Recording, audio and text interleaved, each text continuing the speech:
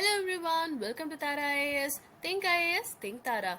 In this video, we are going to have an analysis of the Hindu newspaper of today, that is 28th of April 2025, and this is presented to you by me, Lakshmi Saujanya. Here are the important articles of today. Today we have lot of important articles.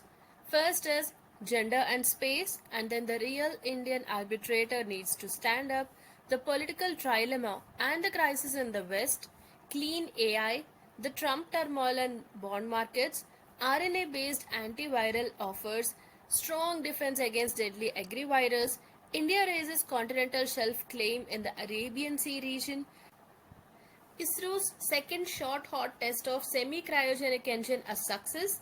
What's the reason for targeting the Simla Pact? Then bring Pahalgam attack sponsors to justice, says UNSC. Government brings cybercrime center under PMLA. So these are the important articles that we're going to discuss today. So let's get started. Our first article is gender and space. So as per the syllabus mapping, this comes under our GS paper 2 and GS paper 4 ethics and human interface. So what is the context of this article? So ఈ article ఎందుకు మనకి news లో ఉందో చూద్దాం. So UK Supreme Court ruling narrowed the definition of woman under Britain's Equality Act 2010 to biological women. So రీసెంట్గా ఇది ఎందుకు న్యూస్లో ఉంది అంటే యూకే యొక్క సుప్రీం కోర్ట్ ఉమెన్ అనే వర్డ్ యొక్క డెఫినేషన్ ఏదైతే ఉందో దాన్ని తగ్గించడం జరిగింది, నారో డౌన్ చేయడం జరిగింది under Britain's equality act 2010. So దీని ద్వారా it has made it just biological women. So this has reignited debates over transgender rights globally, particularly regarding legal protections, societal inclusion and access to gendered spaces. So ఈ విధంగా women అనే డెఫినేషన్ని narrow చేయడం వల్ల మనకి problem ఏంటి అంటే mainly this is regarding the transgender rights. So దీని మీద మనకి గ్లోబలీ డిబేట్స్ అనేవి స్టార్ట్ అయ్యాయి. So this is what is the context of this article. ఇండియాలో మనకి ట్రాన్స్జెండర్ పర్సన్ యొక్క డెఫినేషన్ ఏంటో చూద్దాం. Transgender persons protection of rights act 2019 దీని ప్రకారం ట్రాన్స్జెండర్ పర్సన్ అంటే person whose gender doesn't match the gender assigned at birth. అంటే పుట్టినప్పుడు ఏదైతే జెండర్ ఉందో ఆ జెండర్ కాకుండా వేరే జెండర్ ఉండడం. And it also includes trans men, trans women and persons with intersex variations, gender queers and persons with socio cultural identities. For example మనకి hijras, aravanis, jogappas.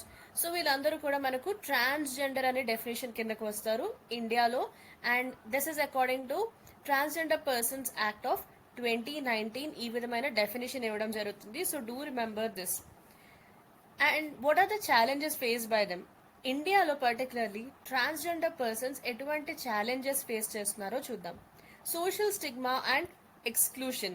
So మనకి ఎప్పటింటో కూడా ఈ డీప్ సీటెడ్ ప్రెజుడైజెస్ ఉన్నాయి to marginalise trans persons from families, education, employment. Even వాళ్ళ family members కూడా వీరిని accept చేయని పరిస్థితి ఉంది. అండ్ అదేవిధంగా ఎడ్యుకేషనల్ ఇన్స్టిట్యూషన్స్లో, ఎంప్లాయ్మెంట్ ప్లేసెస్లో, రైట్. సో వీటన్ని చోట్ల కూడా మనం ఈ ట్రాన్స్ పర్సన్స్ని మార్జినలైజ్ చేయడం మనం చూస్తూనే ఉన్నాం. And this is a major challenge they face. And the example is national human rights commission 2080 ఒక స్టడీ చేయడం జరిగింది. So according to this 2018 study 92% of trans people are deprived of right to participate in economic activity. So see this glaring number, it is 92%. So ఇంత exclusion and social stigma ఉంది వీరి విషయంలో transgender పర్సన్స్కి. And then barriers to legal recognition. So ఇది ఎందుకు ఈ process ఎందుకు టఫ్గా ఉంది అంటే it is very complicated process. చాలా హ్యూమిలియేటింగ్ ప్రాసెసెస్ ఫాలో అవడం జరుగుతుంది జెండర్ ఐడెంటిఫికేషన్ సర్టిఫికేట్స్ ఇవ్వడానికి under this particular act of 2019. For example there is a requirement of district magistrate's approval. Medical examination తర్వాత కూడా డిస్ట్రిక్ట్ మ్యాజిస్ట్రేట్ దీన్ని అప్రూవ్ చేయాల్సి ఉంటుంది for the requirement of a certificate, right. Then we have health care discrimination. So lack of gender affirmative care and వీరికి సంబంధించి trained medical staff లేకపోవడం, proper insurance coverage లేకపోవడం అనేవి కూడా one of the challenges they are facing. For example Kerala recent గా ఈ transgender policy launch చేయడం జరిగింది in 2015, but it face challenges in executing gender reassignment surgeries properly. But దీనిలో కూడా కొన్ని ఛాలెంజెస్ ఫేస్ చేయడం జరిగింది. And then economic marginalisation. So ఎక్కువగా మనకు trans persons they are forced into informal sectors, for example like begging లేదా sex work due to rampant job discrimination. So వీరికి against గా చాలా జాబ్ డిస్క్రిమినేషన్ అనేది జరుగుతుంది. ఈవెన్ ఇన్ ఎడ్యుకేషనల్ ఇన్స్టిట్యూషన్స్ లేదా job places లో కూడా ఈ విధమైన డిస్క్రిమినేషన్ ఫేస్ చేయడం జరుగుతుంది ట్రాన్స్ పర్సన్స్. సో వారు ఇటువంటి ఇన్ఫార్మల్ సెక్టర్స్ కి వెళ్ళడానికి జరుగుతుంది. So for example very low participation of trans persons and formal employment. Even in progressive states like Tamil Nadu ఇటువంటి స్టేట్స్ లో కూడా ఫార్మల్ ఎంప్లాయ్మెంట్ లో చూసినట్లయితే ట్రాన్స్జెండర్ పర్సన్స్ యొక్క పార్టిసిపేషన్ చాలా తక్కువగా ఉంటుంది. Then physical violence and lack of safe spaces. So public transport లో అయి ఉండొచ్చు, వర్క్ ప్లేసెస్ లో, స్కూల్స్ లో, ఎక్కడ కూడా మనం చూసినట్లయితే ట్రాన్స్ పర్సన్స్ కి డైలీ హెరాస్మెంట్ అనేది జరుగుతుంది. And there are no specific shelters or housing schemes for them. So for example Delhi NCR region లో చూసినట్లయితే ట్రాన్స్ పర్సన్స్ కి చాలా మంది అకామిడేషన్ ని కూడా డినై చేయడం జరిగింది, especially during this COVID-19 lockdown period. So ఇవన్నీ మనకు ట్రాన్స్జెండర్ పర్సన్స్ ఎస్పెషలీ ఇండియాలో ఫేస్ చేస్తున్న challenges. So globally what are the challenges? Overall గా వరల్డ్ మొత్తం ఉన్న కంట్రీస్ లో చూసినట్లయితే ట్రాన్స్ పర్సన్స్ ఎటువంటి ఛాలెంజెస్ ఫేస్ చేస్తున్నారు? Let's have a look at that. So here we have the challenges faced by transgender persons globally. Legal discrimination and lack of recognition. So చాలా countries లో వీరిని legal గా recognise చేయట్లేదు. So they do not legally recognise self identified gender or non binary identities. So for example మనం Japan లో చూసినట్లయితే ఈ trans people they have to undergo this sterilisation surgery, right? So legal గా gender change చేసుకోవాలంటే they have to undergo this sterilisation surgery in case of Japan. And then exclusion from sports and public facilities, right? So female sports categories లో transgender women ని ban చేయడం అనే incidents మనకి recent గా చాలా increase అయ్యాయి. For example world athletics 2023. So ఈ athletics లో ట్రాన్స్జెండర్ విమెన్ ని కొన్ని ఫీమేల్ స్పోర్ట్స్ కాంపిటీషన్స్ నుండి బ్యాన్ చేయడం జరిగింది. And health care ఇన్యాక్సెసిబిలిటీ and high cost.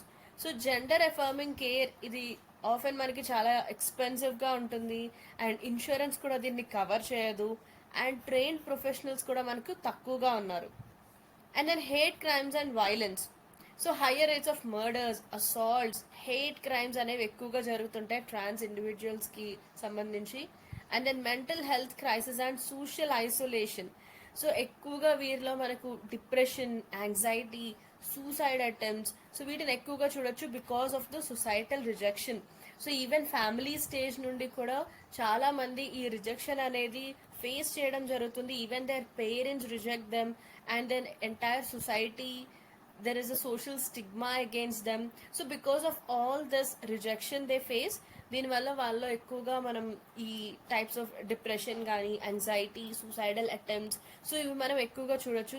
That comes under the mental health crisis. So these are the challenges globally. So మొత్తం entire world లో చూసినట్లయితే గ్లోబలీ, సో ఇవి ట్రాన్స్జెండర్ పర్సన్స్ ఫేస్ చేస్తున్న challenges. Now let's have a look at some important judgments related to transgender rights. So transgender rights కి సంబంధించి కొన్ని important judgements ఉన్నాయి. So అవేంటో చూద్దాం. 2014 లో మనకు ఈ NALSA versus union of India case జరిగింది. సో దీని ద్వారా థర్డ్ జెండర్ ని రికగ్నైజ్ చేయడం జరిగింది. And also affirm the right to self identification of gender. And education లో అదేవిధంగా ఎంప్లాయ్మెంట్ లో కూడా they have directed for affirmative action. So ఇది మనకి చాలా important because it has recognize this third gender. And 2017 లో జరిగిన జస్టిస్ కేఎస్ పుట్టస్వామి జడ్జ్మెంట్, ఇది రైట్ టు ప్రైవసీకి చాలా important judgement. So this reinforced sexual orientation and gender identity as part of right to privacy under article 21. So article 21 కింద right to ప్రైవసీలో మనకు ఈ gender ఐడెంటిటీని కూడా include చేయడం జరిగింది. And then Navtesh Singh Johar versus Union of India case of 2018. So it has decriminalised homosexuality. So హోమోసెక్షువాలిటీని decriminalise చేయడం జరిగింది, అంటే ఇది నేరం కాదు అని చెప్పడం జరిగింది. అండ్ అదేవిధంగా it has struck down section 377 of IPC partially. So remember this. Then we have NALSA guidelines, that is national legal services authority guide lines.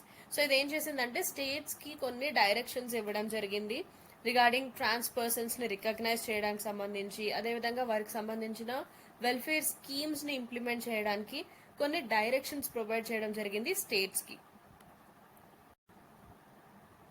Now let's look at some government measures for transgender persons. So Transgender Persons Protection of Rights Act 2019 కి సంబంధించి కొన్ని key provisions చూద్దాం. Prohibition of discrimination ఎడ్యుకేషన్లో అయ్యుండొచ్చు, employment, health care, housing, public services and access to public places and private places. So ఇక్కడెక్కడ కూడా మనకు వీరికి అగేన్స్ట్గా ఎటువంటి డిస్క్రిమినేషన్ చేయకూడదు. And recognition of gender identity. So right to self perceived gender identity and అదేవిధంగా district magistrate certificate of identity issue చేయడం జరుగుతుంది. And also option to revise the certificate after this gender affirming surgery. Then welfare measures mandated.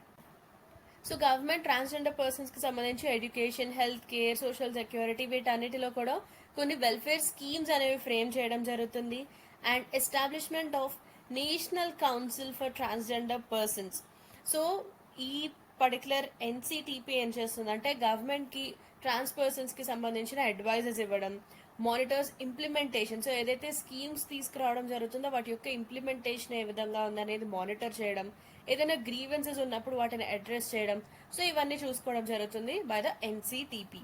Then penal provisions, అంటే మనకు కొన్ని punishments కూడా ఇవ్వడం జరిగింది.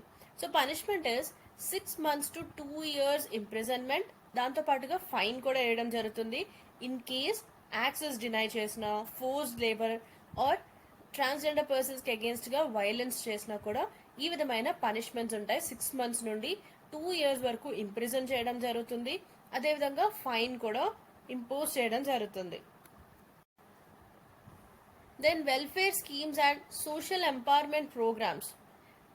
2020లో we have brought about national portal for transgender persons. So దీని ద్వారా ట్రాన్స్ పర్సన్స్ ఐడి కార్డ్స్కి ఆన్లైన్గా అప్లై చేసుకోవచ్చు.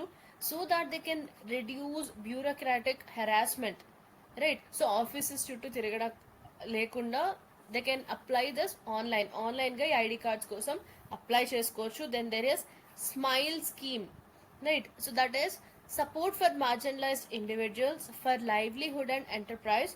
So this was brought about in 2022. So దీనిలో ఏంటంటే ట్రాన్స్ పర్సన్స్కి సంబంధించిన రిహాబిలిటేషన్, వెల్ఫేర్ సపోర్ట్ ప్రొవైడ్ చేయడం అండ్ స్కిల్ డెవలప్మెంట్, లైవ్లీహుడ్కి సంబంధించిన అసిస్టెన్స్ని ప్రొవైడ్ చేయడం జరిగింది. దాంతోపాటుగా గరిమా గృహ్ అనే షెల్టర్ హోమ్స్ ప్రొవైడ్ చేయడం, ఫుడ్, హెల్త్ ఫెసిలిటీస్, సో ఇవన్నీ కూడా ప్రొవైడ్ చేయడం జరిగింది. సో ఈ Garima Greh what is this shelter homes? So pilot shelter home setup in several states. So దీని ద్వారా ఏంటంటే temporary housing and support provide చేయడం జరుగుతుంది. Then reservation and affirmative action initiatives, education and ఎంప్లాయ్మెంట్కి సంబంధించి రిజర్వేషన్స్. ఈ నాల్సా యొక్క గైడ్ లైన్స్ తర్వాత కర్ణాటక లాంటి కొన్ని స్టేట్స్ ఏం చేశాయంటే they have given 1% reservation in public employment. So 2021 నోటిఫికేషన్లో ట్రాన్స్ పర్సన్స్కి సంబంధించి 1% రిజర్వేషన్ కూడా ప్రొవైడ్ చేయడం జరిగింది పబ్లిక్ ఎంప్లాయ్మెంట్లో. So remember these kinds of examples so that మీరు మెయిన్స్ ఆన్సర్స్ రాసేటప్పుడు ఇటువంటి ఎగ్జాంపుల్స్ని మీరు మెన్షన్ చేయొచ్చు. Inclusive education policies, UGC guidelines 2021 ప్రకారం యూనివర్సిటీస్ కూడా ట్రాన్స్ ఇన్క్లూజివ్ క్యాంపసెస్ని క్రియేట్ చేయాల్సి ఉంటుంది. అండ్ ఇగ్నో లాంటి కొన్ని యూనివర్సిటీస్ ట్రాన్స్ పర్సన్స్కి స్కాలర్షిప్స్ ప్రొవైడ్ చేస్తున్నాయి. అదేవిధంగా డెడికేటెడ్ సపోర్ట్ సెల్స్ కూడా ప్రొవైడ్ చేయడం జరుగుతుంది. And then health care access improvements, Ayushman Bharat TG plus card. So దీన్ని స్మైల్ స్కీమ్ కింద అనౌన్స్ చేయడం జరిగింది. మనం ఆల్రెడీ చూసాం SMILE scheme. So that trans persons can avail free health insurance under Ayushman Bharat scheme. So ఛాలెంజెస్లో భాగంగా మనం చూసాం వీరికి ఇన్సూరెన్స్ కవరేజ్ లేదు అని. సో గవర్నమెంట్ ఏం చేసిందంటే ఈ పర్టికులర్ ఇనిషియేటివ్ని తీసుకురావడం జరిగింది so that they can avail this free health insurance, Ayushman Bharat scheme కింద ఫ్రీ హెల్త్ ఇన్సూరెన్స్ కూడా అవైలబుల్ ఉంటుంది. And inclusion of gender affirmative procedures, so gender reassignment surgeries, అదేవిధంగా హార్మోనల్ థెరపీస్, వీటిని కూడా పబ్లిక్ హెల్త్ కేర్ ఆఫరింగ్స్లో ఇంక్లూడ్ చేయడం జరిగింది. బట్ దీని యొక్క ప్రోగ్రెస్ అనేది కొంచెం స్లోగా ఉంది.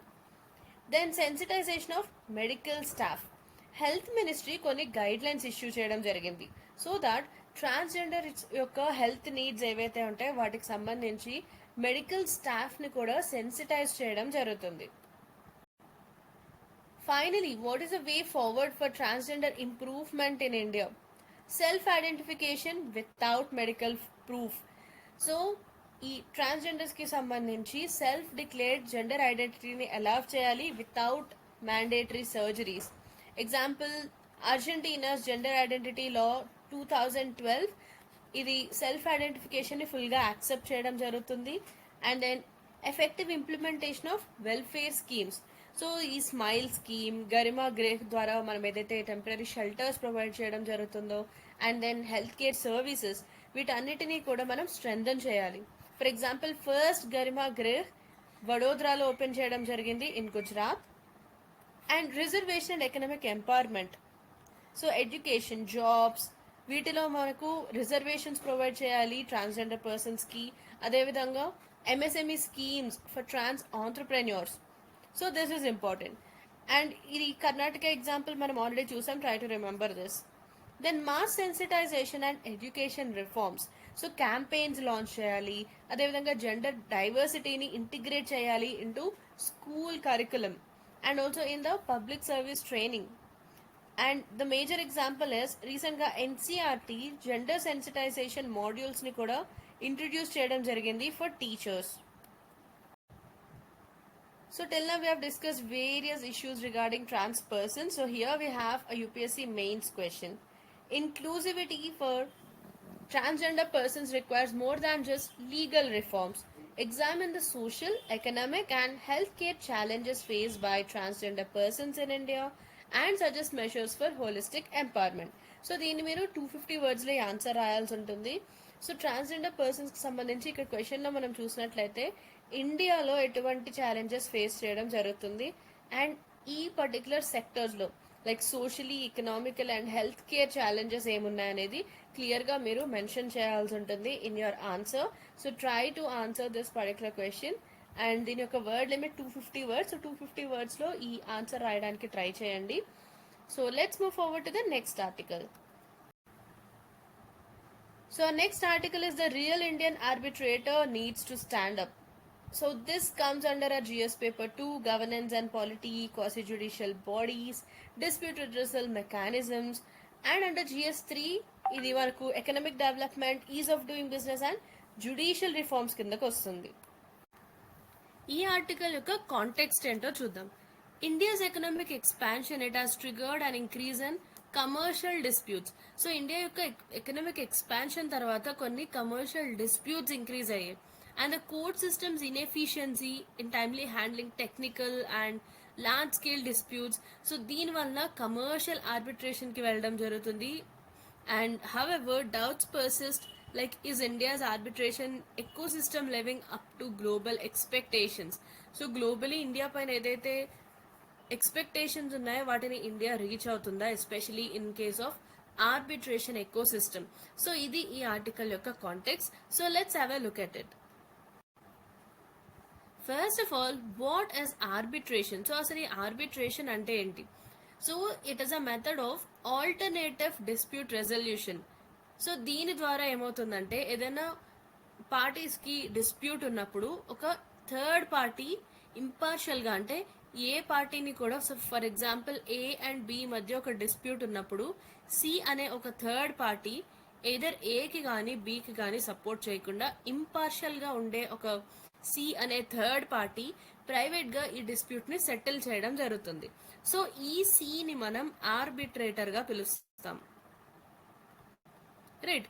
సో పబ్లిక్ కోర్ట్ కాకుండా ఈ విధంగా ఒక private person or private third party ఈ విధంగా ఇష్యూని ఇంపార్షియల్గా డీల్ చేసినప్పుడు ఆ పర్సన్ని మనం ఆర్బిట్రేటర్ అంటాం, రైట్?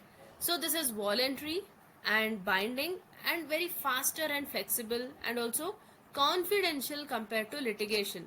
సో పబ్లిక్ కోర్టులో ఇష్యూ చేసుకునే కంటే కూడా ఇది మనకు చాలా ఫాస్ట్గా అవుతుంది, ఫ్లెక్సిబుల్ అండ్ కాన్ఫిడెన్షియల్ అంటే కొంచెం సీక్రెట్గా ఉంటుంది. Then it allows disputing parties to choose their arbitrators. So డిస్ప్యూట్లో ఉన్న పార్టీస్ ఏవైతే ఉన్నాయో, లైక్ ఏ అండ్ బి మధ్య డిస్ప్యూట్ ఉంది. సో ఏ అండ్ బి ఈ సి ప్లేస్లో ఆర్బిట్రేటర్గా ఎవరు ఉండొచ్చు అనేది చూస్ చేసుకునే ఆప్షన్ కూడా ఉంటుంది. అండ్ ఈ ఆర్బిట్రేటర్ ఇచ్చే డెసిషన్ ఏదైతే ఉంటుందో ఆ డెసిషన్ని అవార్డ్ అంటారు. అండ్ ఈ award it is legally enforceable, right? And also it is final and subject to limited grounds of appeal. So దీనికి ఎక్కువగా దీనిపైన అపీల్ చేసుకునే అవకాశం ఉండదు, right? And arbitration is widely used in commercial, international trade, construction and investment disputes. So ఈ కేసెస్లో ఎక్కువగా ఈ విధమైన ఆర్బిట్రేషన్ అనేది యూజ్ చేయడం జరుగుతుంది. So hope you are clear what is arbitration. So arbitration అంటే ఏంటి, ఆర్బిట్రేటర్ అంటే ఎవరు అనేది I hope you are clear now. So now let's have a look at the significance of human capital and arbitration.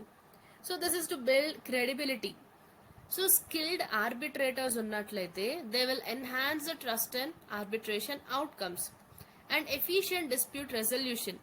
So ఈ arbitrators ఎవరైతే qualified and skilled arbitrators ఉంటారో వారు involve అయినప్పుడు ఆ ఇష్యూ చాలా ఫాస్ట్గా సాల్వ్ అయ్యే ఛాన్స్ ఉంటుంది. దాంతోపాటుగా they will be giving this higher quality awards. So వారి యొక్క డెసిషన్ ఏదైతే ఇవ్వడం జరుగుతుందో that award will be of higher quality. Then global integration. Competent arbitrators they allow Indian arbitration to meet international standards. So మన దగ్గర ఉన్న arbitrators highly qualified and స్కిల్డ్గా ఉన్నప్పుడు ఇంటర్నేషనల్ స్టాండర్డ్స్ని కూడా మనం మీట్ అవ్వడం జరుగుతుంది. And relieving judiciary. సో మనం చూసాం పబ్లిక్ కోర్ట్కి వెళ్ళేదానికి బదులు ఆర్బిట్రేటర్స్ దగ్గరికి వెళ్ళడం జరుగుతుంది. సో దానివల్ల ఏమవుతుంది, కోర్ట్స్ మన దగ్గర ఆల్రెడీ చాలా బర్డెన్ అయిపోయి ఉన్నాయి different types of కేసెస్తో.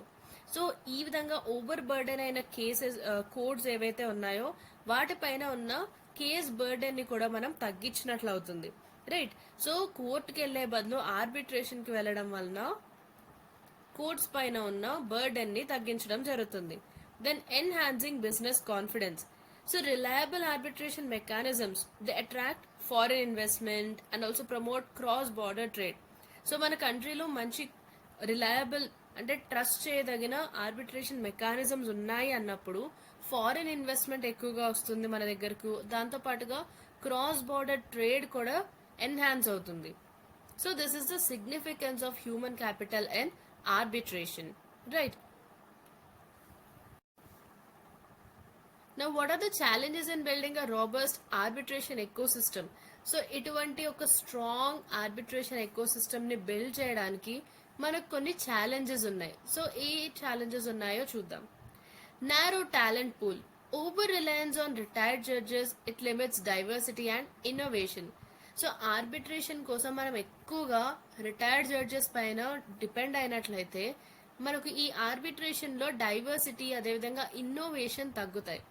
So just retired judges పైన మాత్రమే ఎక్కువగా డిపెండ్ అవ్వడం కాకుండా మనకుండే సోర్సెస్ని డైవర్సిఫై చేయాలి. సో అప్పుడు మనకు ఇన్నోవేషన్ కూడా ఇంక్రీజ్ అవుతుంది. Then lack of specialized training. Few arbitrators are trained in modern international arbitration practices. So modern international practices ఏవైతే ఉన్నాయో వీటిలో చాలా తక్కువ మంది మాత్రమే ట్రైన్ అయి ఉన్నారు. సో దానివల్ల మనకు ఈ స్పెషలైజ్డ్ ట్రైనింగ్ ఉన్న పర్సన్స్ తక్కువ మంది ఉన్నారు. So there is a lack of these persons. Then absence of soft skills. So deficiency in collaborative and cross-cultural decision-making skills. So soft skills kuda వీటి యొక్క absence అనేది చూడొచ్చు. And then procedural rigidity. So traditional civil procedure frameworks పైన ఎక్కువగా depend అవ్వడం జరుగుతుంది. And దీనివల్ల procedural creativity అనేది తగ్గుతుంది. Then insufficient institutional support. So there is a lack of structured accreditation and training pathways for new arbitrators. So కొత్త arbitrators కి సంబంధించి ప్రాపర్ ఇన్స్టిట్యూషనల్ సపోర్ట్ అనేది లేదు. సో ఇవన్నీ కూడా మనం ఒక స్ట్రాంగ్ ఆర్బిట్రేషన్ ఎకోసిస్టమ్ని బిల్డ్ చేయడానికి మనం ఫేస్ చేస్తున్న challenges. Now what is the road ahead for Indian arbitration? So what is the way forward? Diversify the arbitrator base. So మనం చూసాం ఇంతకు ముందు కేవలం రిటైర్డ్ జడ్జెస్ పైన మనం డిపెండ్ అవడం వలన ఆ ఓవర్ డిపెండెన్స్ వలన డైవర్సిటీ అనేది తగ్గుతుంది అండ్ అదేవిధంగా ఇన్నోవేషన్ కూడా తగ్గుతుంది అని మనం చెప్పుకున్నాం.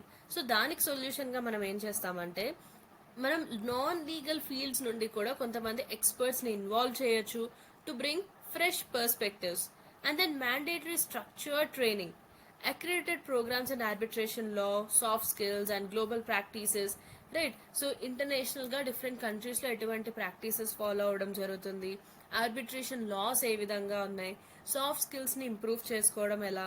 సో ఇవన్నీ కూడా వీటికి సంబంధించి ఒక స్ట్రక్చర్డ్ మ్యాండేటరీ అంటే కంపల్సరీ ట్రైనింగ్ అనేది ప్రొవైడ్ చేయాలి. And then promote institutional arbitration. So strengthen Indian arbitration centers with global linkages and then adopt flexible best practices. So మన దగ్గర ఉన్న రిజిడ్గా ఉన్న ప్రొసీజరల్ నార్మ్స్ కాకుండా ఇంటర్నేషనల్గా ఏదైతే కొన్ని స్టాండర్డ్స్ ఫాలో అవడం జరుగుతుందో వాటిలో కొన్ని ఫ్లెక్సిబుల్ బెస్ట్ ప్రాక్టీసెస్ని తీసుకొని మనం అడాప్ట్ చేసుకుంటే బాగుంటుంది. దాంతోపాటుగా create a professional culture of arbitration. So encourage respect, recognition of arbitration as a serious and independent profession. So this is the road ahead for Indian arbitration. So ఈ particular ఆర్టికల్లో మనం ఆర్బిట్రేషన్కి సంబంధించి అసలు ఆర్బిట్రేషన్ అంటే ఏంటి, ఆర్బిట్రేటర్ అంటే ఎవరు, దీనికి సంబంధించిన ప్రాసెస్ ఏంటి, ఛాలెంజెస్ ఏం ఫేస్ చేస్తున్నాం, అదేవిధంగా the way forward or the road ahead for Indian arbitration. So hope you are clear with this topic. Let's move forward to the next article. Our next editorial is the political trilemma and the crisis in the West. So let's have a look at it. Syllabus mapping మనం చూసినట్లయితే this comes under GS paper 2 comparative politics, democracy and globalization and GS paper 3 global economic issues and effects of globalization. Then what is the context of it? So it discusses political trilemma. So this suggests that countries can simultaneously achieve only 2 out of 3 goals. So ఈ 3 goals ఏంటంటే ఒకటి global economic integration, national sovereignty and democratic policies. So ఈ particular article ఏమంటుందంటే ఈ 3 goals ఏవైతే ఉన్నాయో వీటిలో ఏదైనా కంట్రీ ఒకటేసారి సైమల్టేనియస్గా ఒకే టైంలో 2 goalsని అచీవ్ చేయడానికి అవకాశం ఉంటుంది. Rising populism, protectionism and backlash against globalisation in the West. These are contemporary reflections of this trilemma. So ఈ ట్రైలమా ఏదైతే ఉందో అంటే ఈ 3 goalsలో ఏదైతే మనం 2 goals మాత్రమే అచీవ్ చేసే ఛాన్స్ ఉంటుంది. సో ఈ ట్రైలమాకి సంబంధించి we can see these things in the recent past. So this is the context of this article. Then now let's look at the historical background. Post world war 2 జరిగిన తర్వాత Bretton Wood system లాంటి global institutions economic ఇంటిగ్రేషన్ని promote చేయడం జరిగింది, right. And then cold war తర్వాత globalization ఇంకా accelerate అయింది, increase అయింది. But democratic deficits and sovereignty ఈ ఇష్యూస్ అయితే అప్పటి నుండి అలానే ఉన్నాయి. And if you look at the 21st century, Brexit జరిగింది, అదేవిధంగా ట్రంప్ యొక్క presidency, rise of far right in Europe. So ఇటువంటి ఇష్యూస్ జరుగుతున్నాయి, ఇటువంటి ఇన్సిడెంట్స్ జరుగుతున్నాయి in the 21st century. So here let's have a look at the arguments for the need for rebalancing globalization. So దీనికి సంబంధించి దీనికి సపోర్టివ్గా ఉన్న ఆర్గ్యుమెంట్స్, అదేవిధంగా దీనికి అగెయిన్స్ట్గా ఉన్న ఆర్గ్యుమెంట్స్ రెండు కూడా మనం డిస్కస్ చేద్దాం. So first let's have a look at the arguments for it. Economic interdependence it drives growth. Globalization ఉన్నప్పుడు ఏమవుతుంది, డిఫరెంట్ కంట్రీస్ ఒకదాంతో ఒకటి ట్రేడ్ చేసుకునే అవకాశం ఉంటుంది, ఇన్నోవేషన్ ఎక్స్చేంజ్ అవుతుంది, అదేవిధంగా ఎకనామిక్ ప్రాస్పెరిటీ అనేది ఇంక్రీజ్ అవుతుంది డిఫరెంట్ కంట్రీస్కి సంబంధించి. And then cross border challenges need collective action. So for example మనకి climate change issue, pandemics like కోవిడ్-19, టెర్రరిజం. సో ఇవన్నీ ఏంటి మనకు క్రాస్ బార్డర్ ఛాలెంజెస్. జస్ట్ మన జోగ్రఫికల్ బార్డర్ లోపల మాత్రమే కాదు, ఇవి డిఫరెంట్ కంట్రీస్ మధ్య జరిగే క్రాస్ బార్డర్ ఇష్యూస్. సో ఇటువంటి ఇష్యూస్ని మనం డీల్ చేయాలి అంటే కలెక్టివ్ యాక్షన్ చాలా ఇంపార్టెంట్. అంటే డిఫరెంట్ కంట్రీస్ మధ్య కోఆర్డినేటెడ్ గ్లోబల్ రెస్పాన్స్ ఉండాలి. సో దీనికోసం మనకు గ్లోబలైజేషన్ అనేది important. And then multilateral institutions they foster stability. So for example మనకి వరల్డ్ ట్రేడ్ ఆర్గనైజేషన్ ఉంది, ఇంటర్నేషనల్ మానిటరీ ఫండ్. సో ఇటువంటి ఇన్స్టిట్యూషన్స్ ఏవైతే ఉన్నాయో వీటి ద్వారా డిఫరెంట్ నేషన్స్ మధ్య ఎకనామిక్ అండ్ పొలిటికల్ ఆర్డర్ని మెయింటైన్ చేయడానికి చాలా హెల్ప్ అవుతాయి. And then integration reduces conflict. ఎకనామికల్గా ఇంటిగ్రేట్ అయినట్లయితే ఆ కంట్రీస్ వార్లో ఎంగేజ్ అయ్యే ఛాన్స్ అనేది చాలా తక్కువగా ఉంటుంది. And then technological and cultural exchange. Globalization జరగడం వల్ల ఏమవుతుంది, ఒక కంట్రీ నుండి ఇంకొక కంట్రీకి టెక్నాలజీ, కల్చర్, ఐడియాస్ ఇవన్నీ కూడా స్ప్రెడ్ అవుతాయి, అదేవిధంగా ఎక్స్చేంజ్ అవ్వడం జరుగుతుంది, రైట్. సో ఇవన్నీ కూడా దీనికి సపోర్టివ్గా ఉండే arguments. So these are the arguments for the need for rebalancing globalisation. So గ్లోబలైజేషన్ని సపోర్ట్ చేసే ఆర్గ్యుమెంట్స్ ఇవి. Now let's have a look at the arguments against it. So these are the arguments against the crisis created by over globalization on India. First is economic shocks. So ఎక్కువగా మనం global markets పైన over dependent అయినట్లయితే India external క్రైసిస్కి expose అవ్వడం జరుగుతుంది. So దీనికి example ఏంటంటే 2008లో వచ్చిన recession and COVID-19 supply chain collapse. So COVID-19 జరిగినప్పుడు మనం చూసాం సప్లై చైన్స్ ఏ విధంగా డిస్రప్ట్ అయ్యాయి అని చెప్పి. సో ఇవంతా ఎందుకు జరిగింది అంటే గ్లోబల్ మార్కెట్ పైన మనం ఎక్కువగా డిపెండ్ అయిపోయాం, లైక్ ఓవర్ డిపెండెన్స్ జరిగింది. So that is why we're facing these economic shocks అనేది మన first argument. Then rising inequality. Urban elites benefited more, rural and informal sectors lagged, and worsening socio-economic divides. Globalization వల్ల ఏంటంటే urban people ఎక్కువగా benefit అయ్యారు, especially the elite, and rural areas and అదేవిధంగా informal sectors ఏవైతే ఉన్నాయో ఇవి అంతగా benefit అవ్వలేదు గ్లోబలైజేషన్ నుండి. Worsening the socio economic divide. Already మనకు ఈ rural urban socio economic divide అనేది చాలా ఎక్కువగా ఉంది ఇండియాలో. అండ్ ఇటువంటి గ్లోబలైజేషన్ వల్ల ఏమవుతుంది, అర్బన్స్ ఇంకా కూడా ఎక్కువ బెనిఫిట్ అవుతున్నారు, రూరల్ పీపుల్ ఇంకా they are lagging behind. So వారి మధ్య ఉన్న ఈ సోషల్ డివైడ్, ఈ గ్యాప్ ఏదైతే ఉందో between the rural and urban elites, right, between the rural and informal sectors on one side and the urban elites on the other side, ఈ gap ఇంకా increase అవుతుంది గ్లోబలైజేషన్ వలన. So that is one more argument that we have against globalization. Then domestic industry threat. So domestic ఇండస్ట్రీకి వచ్చిన threat ఏంటంటే globalisation జరిగినప్పుడు మనం వేరే కంట్రీస్కి మన గూడ్స్ ఎక్స్పోర్ట్ చేయడం జరుగుతుంది, అండ్ అదేవిధంగా ఆ కంట్రీ నుండి మనం కొన్ని గూడ్స్ని ఇంపోర్ట్ చేసుకోవడం జరుగుతుంది. అండ్ ఈ ఇంపోర్ట్స్ ఏవైతే ఉన్నాయో ఇవి చీపర్ ఇంపోర్ట్స్ ఉన్నట్లయితే డొమెస్టిక్ ఇండస్ట్రీతో కంపేర్ చేసుకున్నప్పుడు, especially from China. So China నుండి మనం చాలాసార్లు చూసాం కొన్ని ఇంపోర్ట్స్ చాలా చీప్గా ఉంటాయి. సో ఫర్ ఎగ్జాంపుల్ ఇండియాలో మనం డొమెస్టిక్గా తయారు చేసే ఒక పర్టికులర్ ప్రోడక్ట్ ఏ ఉన్నట్లయితే సేమ్ ప్రోడక్ట్ ఏ మనం చైనా నుండి ఇంపోర్ట్ చేసుకున్నప్పుడు దీని యొక్క ప్రైస్ ఇండియాలో ఉన్న ప్రోడక్ట్ కంటే కూడా తక్కువగా ఉంటుంది, రైట్. సో దానివల్ల ఏమవుతుంది, మన దగ్గర ఉన్న medium and small scale industries, micro small medium enterprises like or MSMEs and traditional sectors, ఇండియాలో ఉన్న టెక్స్టైల్ ఇండస్ట్రీస్, హ్యాండీక్రాఫ్ట్స్, ఎంఎస్ఎంఈస్ ఇవన్నీ కూడా ఎఫెక్ట్ అవ్వడం జరుగుతుంది. సో దానివల్ల మన డొమెస్టిక్ ఇండస్ట్రీ మొత్తం థ్రెటన్ అవ్వడం జరుగుతుంది because of these cheaper imports, that is because of globalisation. Then policy constraints, WTO rules, అదేవిధంగా ఇన్వెస్టర్ ట్రీటీస్, వీటి వల్ల ఏమవుతుందంటే ఇండియా ఫార్మర్స్ని, స్మాల్ ఇండస్ట్రీస్ అండ్ లేబర్ని ప్రొటెక్ట్ చేసే ఆ ఫ్రీడమ్ అనేది లిమిట్ అవుతుంది, right. So that is getting reduced because of WTO rules as well as investor treaties. Then social backlash, farmer protests and calls for protectionism, rise of economic nationalism. So this reflects grassroots anger. అంటే మనకి grass roots లెవెల్లో ఎంత anger ఉంది, ఎటువంటి social backlash ఉందనేది మనకి ఏ విధంగా తెలుస్తుంది, ఫార్మర్ ప్రొటెస్ట్ చేయడం, right, and economic nationalism increase అవ్వడం, ఇటువంటి ఇన్సిడెంట్స్లో మనం చూడొచ్చు this kind of a social backlash. Example for this is Atmanirbhar Bharat. So these are the arguments against over globalization on India. So these are the effects of this over globalization. So ఎక్కువగా అతిగా మనం globalisation అయినట్లయితే ఈ విధమైన impacts ఉంటాయి. So ఇప్పటి వరకు మనం గ్లోబలైజేషన్ కి సపోర్టివ్ గా ఉండే కొన్ని ఆర్గ్యుమెంట్స్, అదేవిధంగా గ్లోబలైజేషన్ కి అగెయిన్స్ట్ గా కొన్ని ఆర్గ్యుమెంట్స్ చూసాం. So let's have a look at the way forward. So final గా దీనికి సొల్యూషన్ ఏంటి? What is the way forward? Let's have a look at it.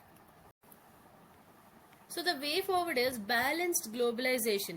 So focus on fair trade rather than just free trade, protecting vulnerable sectors.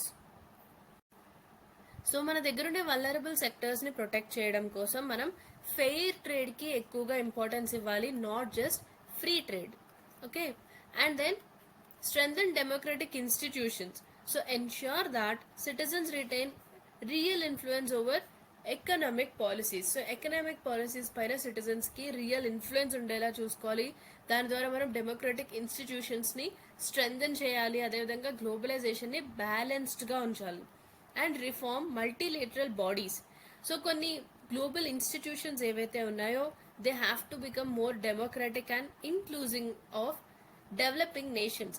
So developed countries కి, developing countries కి కొంచెం different kinds of demands ఉంటాయి, different kinds of situations ఉంటాయి. So developing nations ని inclusive గా తీసుకుంటూ వాటి యొక్క ఇష్యూస్ కన్సిడర్ చేస్తూ ఈ గ్లోబల్ మల్టీలేటరల్ బాడీస్ ఏవైతే ఉంటాయో వీటిని రిఫార్మ్ చేయాల్సి ఉంటుంది. Then sovereignty with openness. So maintain national policy space while engaging positively with the world. So మనం కంప్లీట్ గా గ్లోబలైజేషన్ లేకుండా అన్ని కట్ ఆఫ్ చేయాలి అని చెప్పడం లేదు. సో వరల్డ్ కంట్రీస్ తో మనం ఎంగేజ్ అవుతూనే, వాటితో ట్రేడ్ చేస్తూనే మన నేషనల్ పాలసీ స్పేస్ ని కూడా మనం మెయింటైన్ చేసుకోవాలి. So that is sovereignty with openness. Then inclusive economic policies. So emphasize social protection, equitable distribution of globalization benefits and investment in human capital. So ఇంతకు ముందు మనం ఛాలెంజెస్ లో భాగంగా చూసాం రూరల్ అండ్ అర్బన్ ఏరియాస్ మధ్య ఉన్న ఈ గ్యాప్ ఏదైతే ఉందో ఇది ఇంకా ఇంకా ఇంక్రీజ్ అవుతుంది గ్లోబలైజేషన్ వలన అని.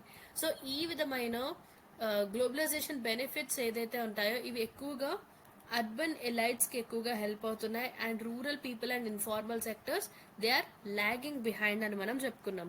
సో ఇటువంటి గ్యాప్ లేకుండా గ్లోబలైజేషన్ యొక్క బెనిఫిట్స్ ఏవైతే ఉంటాయో వీటిని మనం ఈక్విటబుల్ గా డిస్ట్రిబ్యూట్ చేయాలి.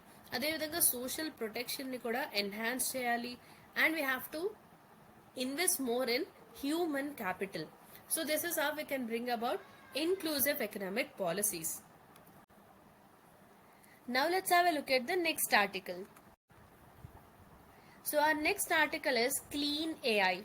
So this comes under our GS paper 3 Science and Technology, Artificial Intelligence Developments, Environment and Sustainable Development, Energy Resources and Climatic Commitments, Net Zero Target by 2070. So దీని కిందకు వస్తుంది ఈ particular article, that is clean AI. So ఈ article యొక్క context ఏంటో చూద్దాం. International Monetary Fund IMF report ఏమంటుందంటే it reassures that economic benefits of artificial intelligence AI it could outweigh the environmental costs of rising energy demand from AI data centers. అంటే ఏంటంటే మనకు ఈ artificial intelligence AI data centres ఏవైతే ఉంటాయో ఇవి మనకు ఎక్కువగా ఎనర్జీ డిమాండ్ చేయడం జరుగుతుంది. సో వీటి యొక్క ఎనర్జీ డిమాండ్ ఇంక్రీజ్ అవుతుంది. సో ఎనర్జీ డిమాండ్ ఇంక్రీజ్ అయినప్పుడు ఏమవుతుంది, ఎన్వైరన్మెంటల్ కాస్ట్ కూడా పెరుగుతాయి. ఎన్వైరన్మెంటల్ కాస్ట్ ఏవైతే పెరిగాయో దానికంటే ఎక్కువగా ఆర్టిఫిషియల్ ఇంటెలిజెన్స్ నుండి మనకు ఎకనామిక్ బెనిఫిట్స్ రావడం జరుగుతుంది అని రీఅష్యూర్ చేసింది ఈ IMF రిపోర్ట్. సో ఆ రీజన్ వల్ల మనకు ఇది న్యూస్ లో ఉంది. And it highlights the urgent need for countries like especially India to align AI expansion with sustainable energy strategies. So ఇది ఏమంటుందంటే ఇమీడియట్ గా మనకి ఏదైతే AI చాలా ఎక్కువగా యూజ్ చేస్తున్నాం కాబట్టి కంట్రీస్ ఇంక్లూడింగ్ ఇండియా ఈ AI యొక్క ఎక్స్పాన్షన్ తో పాటుగా సస్టైనబుల్ ఎనర్జీ స్ట్రాటజీస్ ని కూడా తీసుకురావాల్సి ఉంటుంది, అండ్ దాంతో దీన్ని అలైన్ చేయాల్సి ఉంటుంది అని చెప్పడం జరిగింది. And India AI mission and participation in global AI discussions underscore its growing AI ambitions. So ఇండియాలో మనం చూసినట్లయితే ఇండియా AI మిషన్ అనేది తీసుకురావడం జరిగింది. అదేవిధంగా మనం గ్లోబల్ AI డిస్కషన్స్ లో కూడా పార్టిసిపేట్ చేయడం జరుగుతుంది. సో దీని వలన ఇండియా యొక్క AI అంబిషన్స్ ఎక్కువగా ఉన్నాయి, ఇంక్రీజ్ అవుతున్నాయని మనం చూడొచ్చు. So this is what is the context of this article. Then why clean AI is crucial for India. So ఈ క్లీన్ ఏఐ ఇండియాకి ఎందుకు ఇంపార్టెంటో చూద్దాం. Harnessing AI's economic potential. AI promises transformative gains for India's economy and digital governance. So ఈ artificial ఇంటెలిజెన్స్ని use చేయడం ద్వారా Indian ఎకానమీకి చాలా ఎకనామిక్ గెయిన్స్ ఉంటాయి. దాంతో పాటుగా మనకు డిజిటల్ గవర్నెన్స్, రైట్. సో ఈ విధంగా మనం ఇండియా యొక్క ఎకనామిక్ పొటెన్షియల్ని కూడా హార్నెస్ చేయొచ్చు. And avoiding environmental backlash. So aligning this AI expansion with green energy it prevents future emission crisis. So ఇప్పుడు మనం ఏదైతే ఏఐ బడ్డింగ్ స్టేజ్లో ఉందో ఈ టైంలో మనం ఈ ఏఐ ఎక్స్పాన్షన్తో పాటుగా గ్రీన్ ఎనర్జీని అలైన్ చేసినట్లయితే ఫ్యూచర్లో ఎటువంటి ఎమిషన్ క్రైసిస్ రాకుండా మనం ప్రివెంట్ చేసే అవకాశం ఉంటుంది. And supporting India's net zero goals. So ఇంతకు ముందు కూడా డిఫరెంట్ ఆర్టికల్స్లో భాగంగా మనం డిస్కస్ చేసుకున్నాం. ఇండియాకు ఒక టార్గెట్ ఉంది, ఏంటంటే నెట్ జీరో బై 2070 అనే ఒక టార్గెట్ ఉంది. సో ఈ కమిట్మెంట్ కోసం మనం ఏం చేయాలంటే we must have low carbon AI development. So ఏదైతే మనం ఏఐ ఎక్స్పాన్షన్ చేయడం జరుగుతుందో, ఏఐ డెవలప్మెంట్ చేయడం జరుగుతుందో, ఇది లో కార్బన్ ఏఐ డెవలప్మెంట్గా ఉండాలి. సో అప్పుడు మాత్రమే మన గోల్ ఏదైతే ఉందో నెట్ జీరో బై 2070, సో ఆ కమిట్మెంట్ని మనం, ఆ అంబిషన్ని మనం రీచ్ అయ్యే ఛాన్స్ ఉంటుంది. And then encouraging renewable innovation. Data centers, they can anchor investments in captive solar, wind, and modular nuclear energy. And strategic leadership. Sustainable AI growth positions India as a responsible global tech leader. So ఈ ఇండియాలో మనకు ఏదైతే AI growth ఉందో ఇది sustainable గ్రోత్గా ఉన్నట్లయితే globally కూడా India ఒక responsible global tech లీడర్గా ఎమర్జ్ అయ్యే ఛాన్స్ ఉంటుంది. So will have a strategic leadership in the entire world. So these are the reasons why AI is important or crucial for India. Then what are the challenges? Environmental and infrastructure hurdles. High energy demand from AI. So ఈ ఏఐకి సంబంధించి కూడా మనకు కొన్ని challenges ఉన్నాయి, environmental challenges and infrastructure challenges. So మన first challenge ఏంటంటే high energy demand from AI. So ఈ artificial intelligence data centres ఏవైతే ఉంటాయో వీటిలో మనకు ఎక్కువ ఎనర్జీ డిమాండ్ అనేది ఉంటుంది, right. So this could sharply increase electricity consumption, straining conventional sources. So data centres ఏవైతే ఉన్నాయో ఆర్టిఫిషియల్ ఇంటెలిజెన్స్కి సంబంధించి ఇవి ఎక్కువగా ఎనర్జీ డిమాండ్ చేయడం జరుగుతుంది. సో దానివల్ల ఏమవుతుంది, ఎలక్ట్రిసిటీ కన్జంప్షన్ అనేది ఇంక్రీజ్ అవుతుంది. సో ఎలక్ట్రిసిటీ కన్జంప్షన్ ఇంక్రీజ్ అవ్వడం వలన కన్వెన్షనల్ ఎనర్జీ రిసోర్సెస్ పైన స్ట్రెయిన్ అనేది ఇంక్రీజ్ అవుతుంది. Then emission risks. Renewable energy లేకుండా ఏఐ ఎక్స్పాన్షన్ చేసినట్లయితే it will drive a multifold rise in carbon emissions. So మనం ఏఐ ఎక్స్పాన్షన్తో పాటు గ్రీన్ ఎనర్జీ ఇనిషియేటివ్స్ని అలైన్ చేయాలి, లేకుంటే ఈ రెన్యూబుల్స్ లేకపోవడం వలన కార్బన్ ఎమిషన్స్ అనేవి చాలా ఎక్కువగా ఇంక్రీజ్ అయిపోతాయి. Then mining and water usage. AI hardware, it requires extensive mineral extraction and it generates industrial effluents. ఈ ఆర్టిఫిషియల్ ఇంటెలిజెన్స్కి సంబంధించిన హార్డ్వేర్ ఏదైతే ఉందో దీనికోసం మనం చాలా ఎక్కువగా మినరల్ ఎక్స్ట్రాక్షన్ చేయాల్సి ఉంటుంది. అండ్ దాంతోపాటుగా ఇది చాలా ఇండస్ట్రియల్ ఎఫ్లూయెన్స్ లేదా ఇండస్ట్రియల్ వేస్టేజ్ అనేది జనరేట్ చేయడం జరుగుతుంది. Then infrastructure readiness. There is a need for dedicated renewable setups for AI clusters. It is still in early stages, right. So ఈ ఏఐకి సంబంధించిన డెడికేటెడ్ రెన్యూవబుల్ సెటప్స్ చేయడం అనేది ఈ ఏఐ క్లస్టర్స్కి సంబంధించి it is still in early stages. And then pressure on electronics manufacturing. So growth in electronics manufacturing for AI it demands sustainable supply chain practices. So ఈ ఏఐకి సంబంధించిన మ్యానుఫ్యాక్చరింగ్ డిమాండ్స్ ఏదైతే ఉంటాయో for the growth in this electronics manufacturing it demands sustainable supply chain practices. So ఇక్కడ మనం చూడొచ్చు clean ఏఐకి సంబంధించిన information. So India must stay the course of powering AI technology sustainably, right. So ఈ AI technology ఏదైతే expansion మనం చేస్తున్నామో అది సస్టైనబుల్గా చేయాల్సి ఉంటుంది. అండ్ దీని యొక్క ఎన్వైరన్మెంటల్ ఇంపాక్ట్ అనేది మనం చూడాలి. Like as we have seen ఏఐకి సంబంధించి ఈ డేటా సెంటర్స్లో హై ఎనర్జీ డిమాండ్ ఉంటుంది అండ్ అదేవిధంగా కార్బన్ ఎమిషన్స్ కూడా ఎక్కువగా ఉంటాయి. సో దీనికి సంబంధించి మనం కీ స్ట్రాటజీస్ ఏం ఫాలో అవ్వాలంటే రెన్యూవబుల్ ఎనర్జీ యూసేజ్, దాంతోపాటుగా గ్రీన్ మ్యానుఫ్యాక్చరింగ్, ఎనర్జీ ఎఫిషియెంట్ హార్డ్వేర్ని యూజ్ చేయడం, and then alignment with net zero goals. Finally, what is the way forward? Building a clean AI ecosystem. Accelerate renewable integration. So ఈ renewable ఎనర్జీతో integration అనేది మనం speedup చేయాలి. So దీనికోసం మనం solar, wind and nuclear setups, ఈ AI data clusters కోసం ఈ సెటప్స్ని మనం ఎక్కువగా ప్రమోట్ చేయాలి. So that will have more renewable energy integration to AI ecosystem. Then foster green electronics manufacturing. So sustainable mining, reduced effluents and clean production chains. So these have to be encouraged. So మనం ఇంతకు ముందు చూసాం ఈ AI hardware ఏదైతే ఉందో దీనికోసం ఎక్కువగా mineral extraction అనేది చేయాల్సి ఉంటుంది. సో ఈ మైనింగ్ సస్టైనబుల్గా ఉండాలి. అదేవిధంగా ఇది ఎక్కువగా ఇండస్ట్రియల్ ఎఫ్లుయెన్స్ లేదా ఇండస్ట్రియల్ వేస్ట్ అనేది ఎక్కువగా క్రియేట్ చేయడం జరుగుతుంది, ఎమిట్ చేయడం జరుగుతుంది.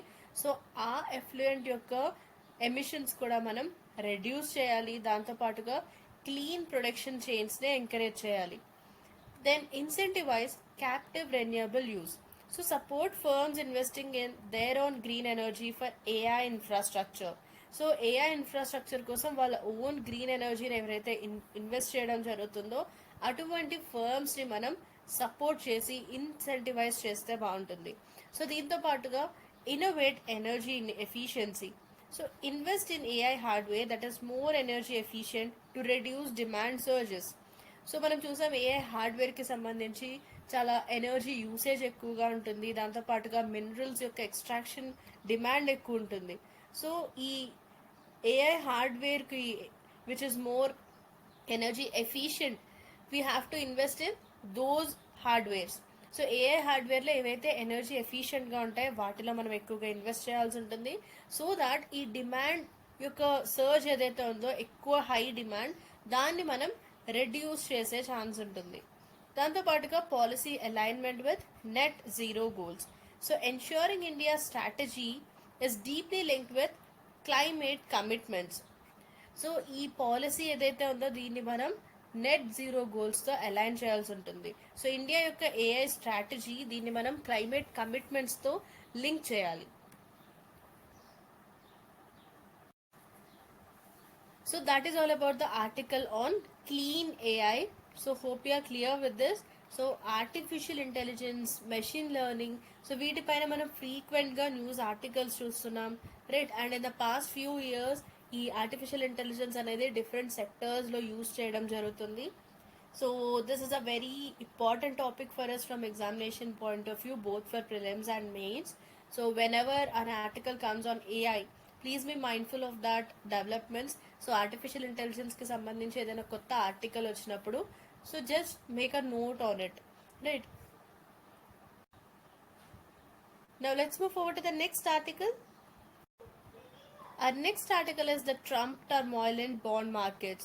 So as per syllabus mapping, this comes under our GS paper 3, Indian economy, global economic developments, effects of US monetary policy on developing economies, inflation, bond markets and financial stability.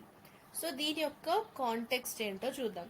So ఈ ఆర్టికల్లో ఏంటంటే former president Donald Trump's tariff wars and attacks on the federal reserves independence, వీటి వలన US bond మార్కెట్స్లో ఎటువంటి turmoil అనేది create అయిందో చూద్దాం. అంటే ఒక kind of confusion or uncertainty create అయింది. సో దీన్ని క్రిటికల్గా అనలైజ్ చేయడం జరిగింది ఈ ఆర్టికల్లో. Then it highlights how investor fears of inflation and a potential rise in US interest rates. This triggered mass selling of US bonds, impacting global financial stability. So investors ఏంటంటే ఇటువంటి స్టెప్స్ వలన inflation వచ్చే chance ఉందని, అదేవిధంగా యుఎస్లో interest rates అనేవి increase అయ్యే chance ఉంది. సో దీనివల్ల ఏమైందంటే యుఎస్ బాండ్స్ అన్ని మాస్ సెల్లింగ్ జరిగాయి. సో ఇటువంటి మాస్ సెల్లింగ్ జరగడం వలన గ్లోబల్ ఫైనాన్షియల్ స్టెబిలిటీ కూడా ఇంపాక్ట్ అయింది. సో ఇది ఈ ఆర్టికల్ యొక్క entire context. Then why bond market turmoil matters. So ఈ బాండ్ మార్కెట్లో వచ్చిన ఈ అన్సర్టైనిటీ లేదా ఒక కన్ఫ్యూజన్ ఏదైతే ఉందో ఇది ఎందుకు ఇంపార్టెంటో చూద్దాం. Because it's an indicator of inflation expectations. So దీని వలన మనకు ఇన్ఫ్లేషన్ ఎక్స్పెక్టేషన్స్ అనేవి ఏ విధంగా ఉండబోతున్నాయి, ఇన్ఫ్లేషన్ వచ్చే ఛాన్స్ ఉందా అని దీనికి ఒక ఇండికేటర్గా ఉంది. And falling bond prices it signals investors fears of rising inflation and interest rates. So ఈ విధంగా బాండ్ ప్రైజెస్ పడిపోతున్నాయి లేదా తగ్గిపోతున్నాయి అంటే దానికి మీనింగ్ ఏంటంటే ఇన్ఫ్లేషన్ పెరగడం లేదా ఇంట్రెస్ట్ రేట్స్ పెరుగుతాయి అనే భయం ఈ ఇన్వెస్టర్స్ లో ఉంది అని మనకి కనిపిస్తుంది because of this falling bond prices.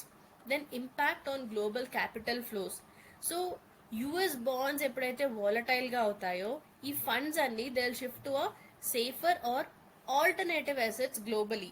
So ఇక్కడ యుఎస్ బాండ్స్ అనేవి వాలటైల్ గా అయినప్పుడు ఏమవుతుంది, ఇన్వెస్టర్స్ ఇక్కడ నుండి విత్డ్రా చేసుకొని ఆ ఫండ్స్ ని వేరే సేఫ్ లొకేషన్స్ లో, వేరే సేఫ్ ఆల్టర్నేట్ అసెట్స్ లో, వేరే కంట్రీస్ లో ఇన్వెస్ట్ చేయడం జరుగుతుంది.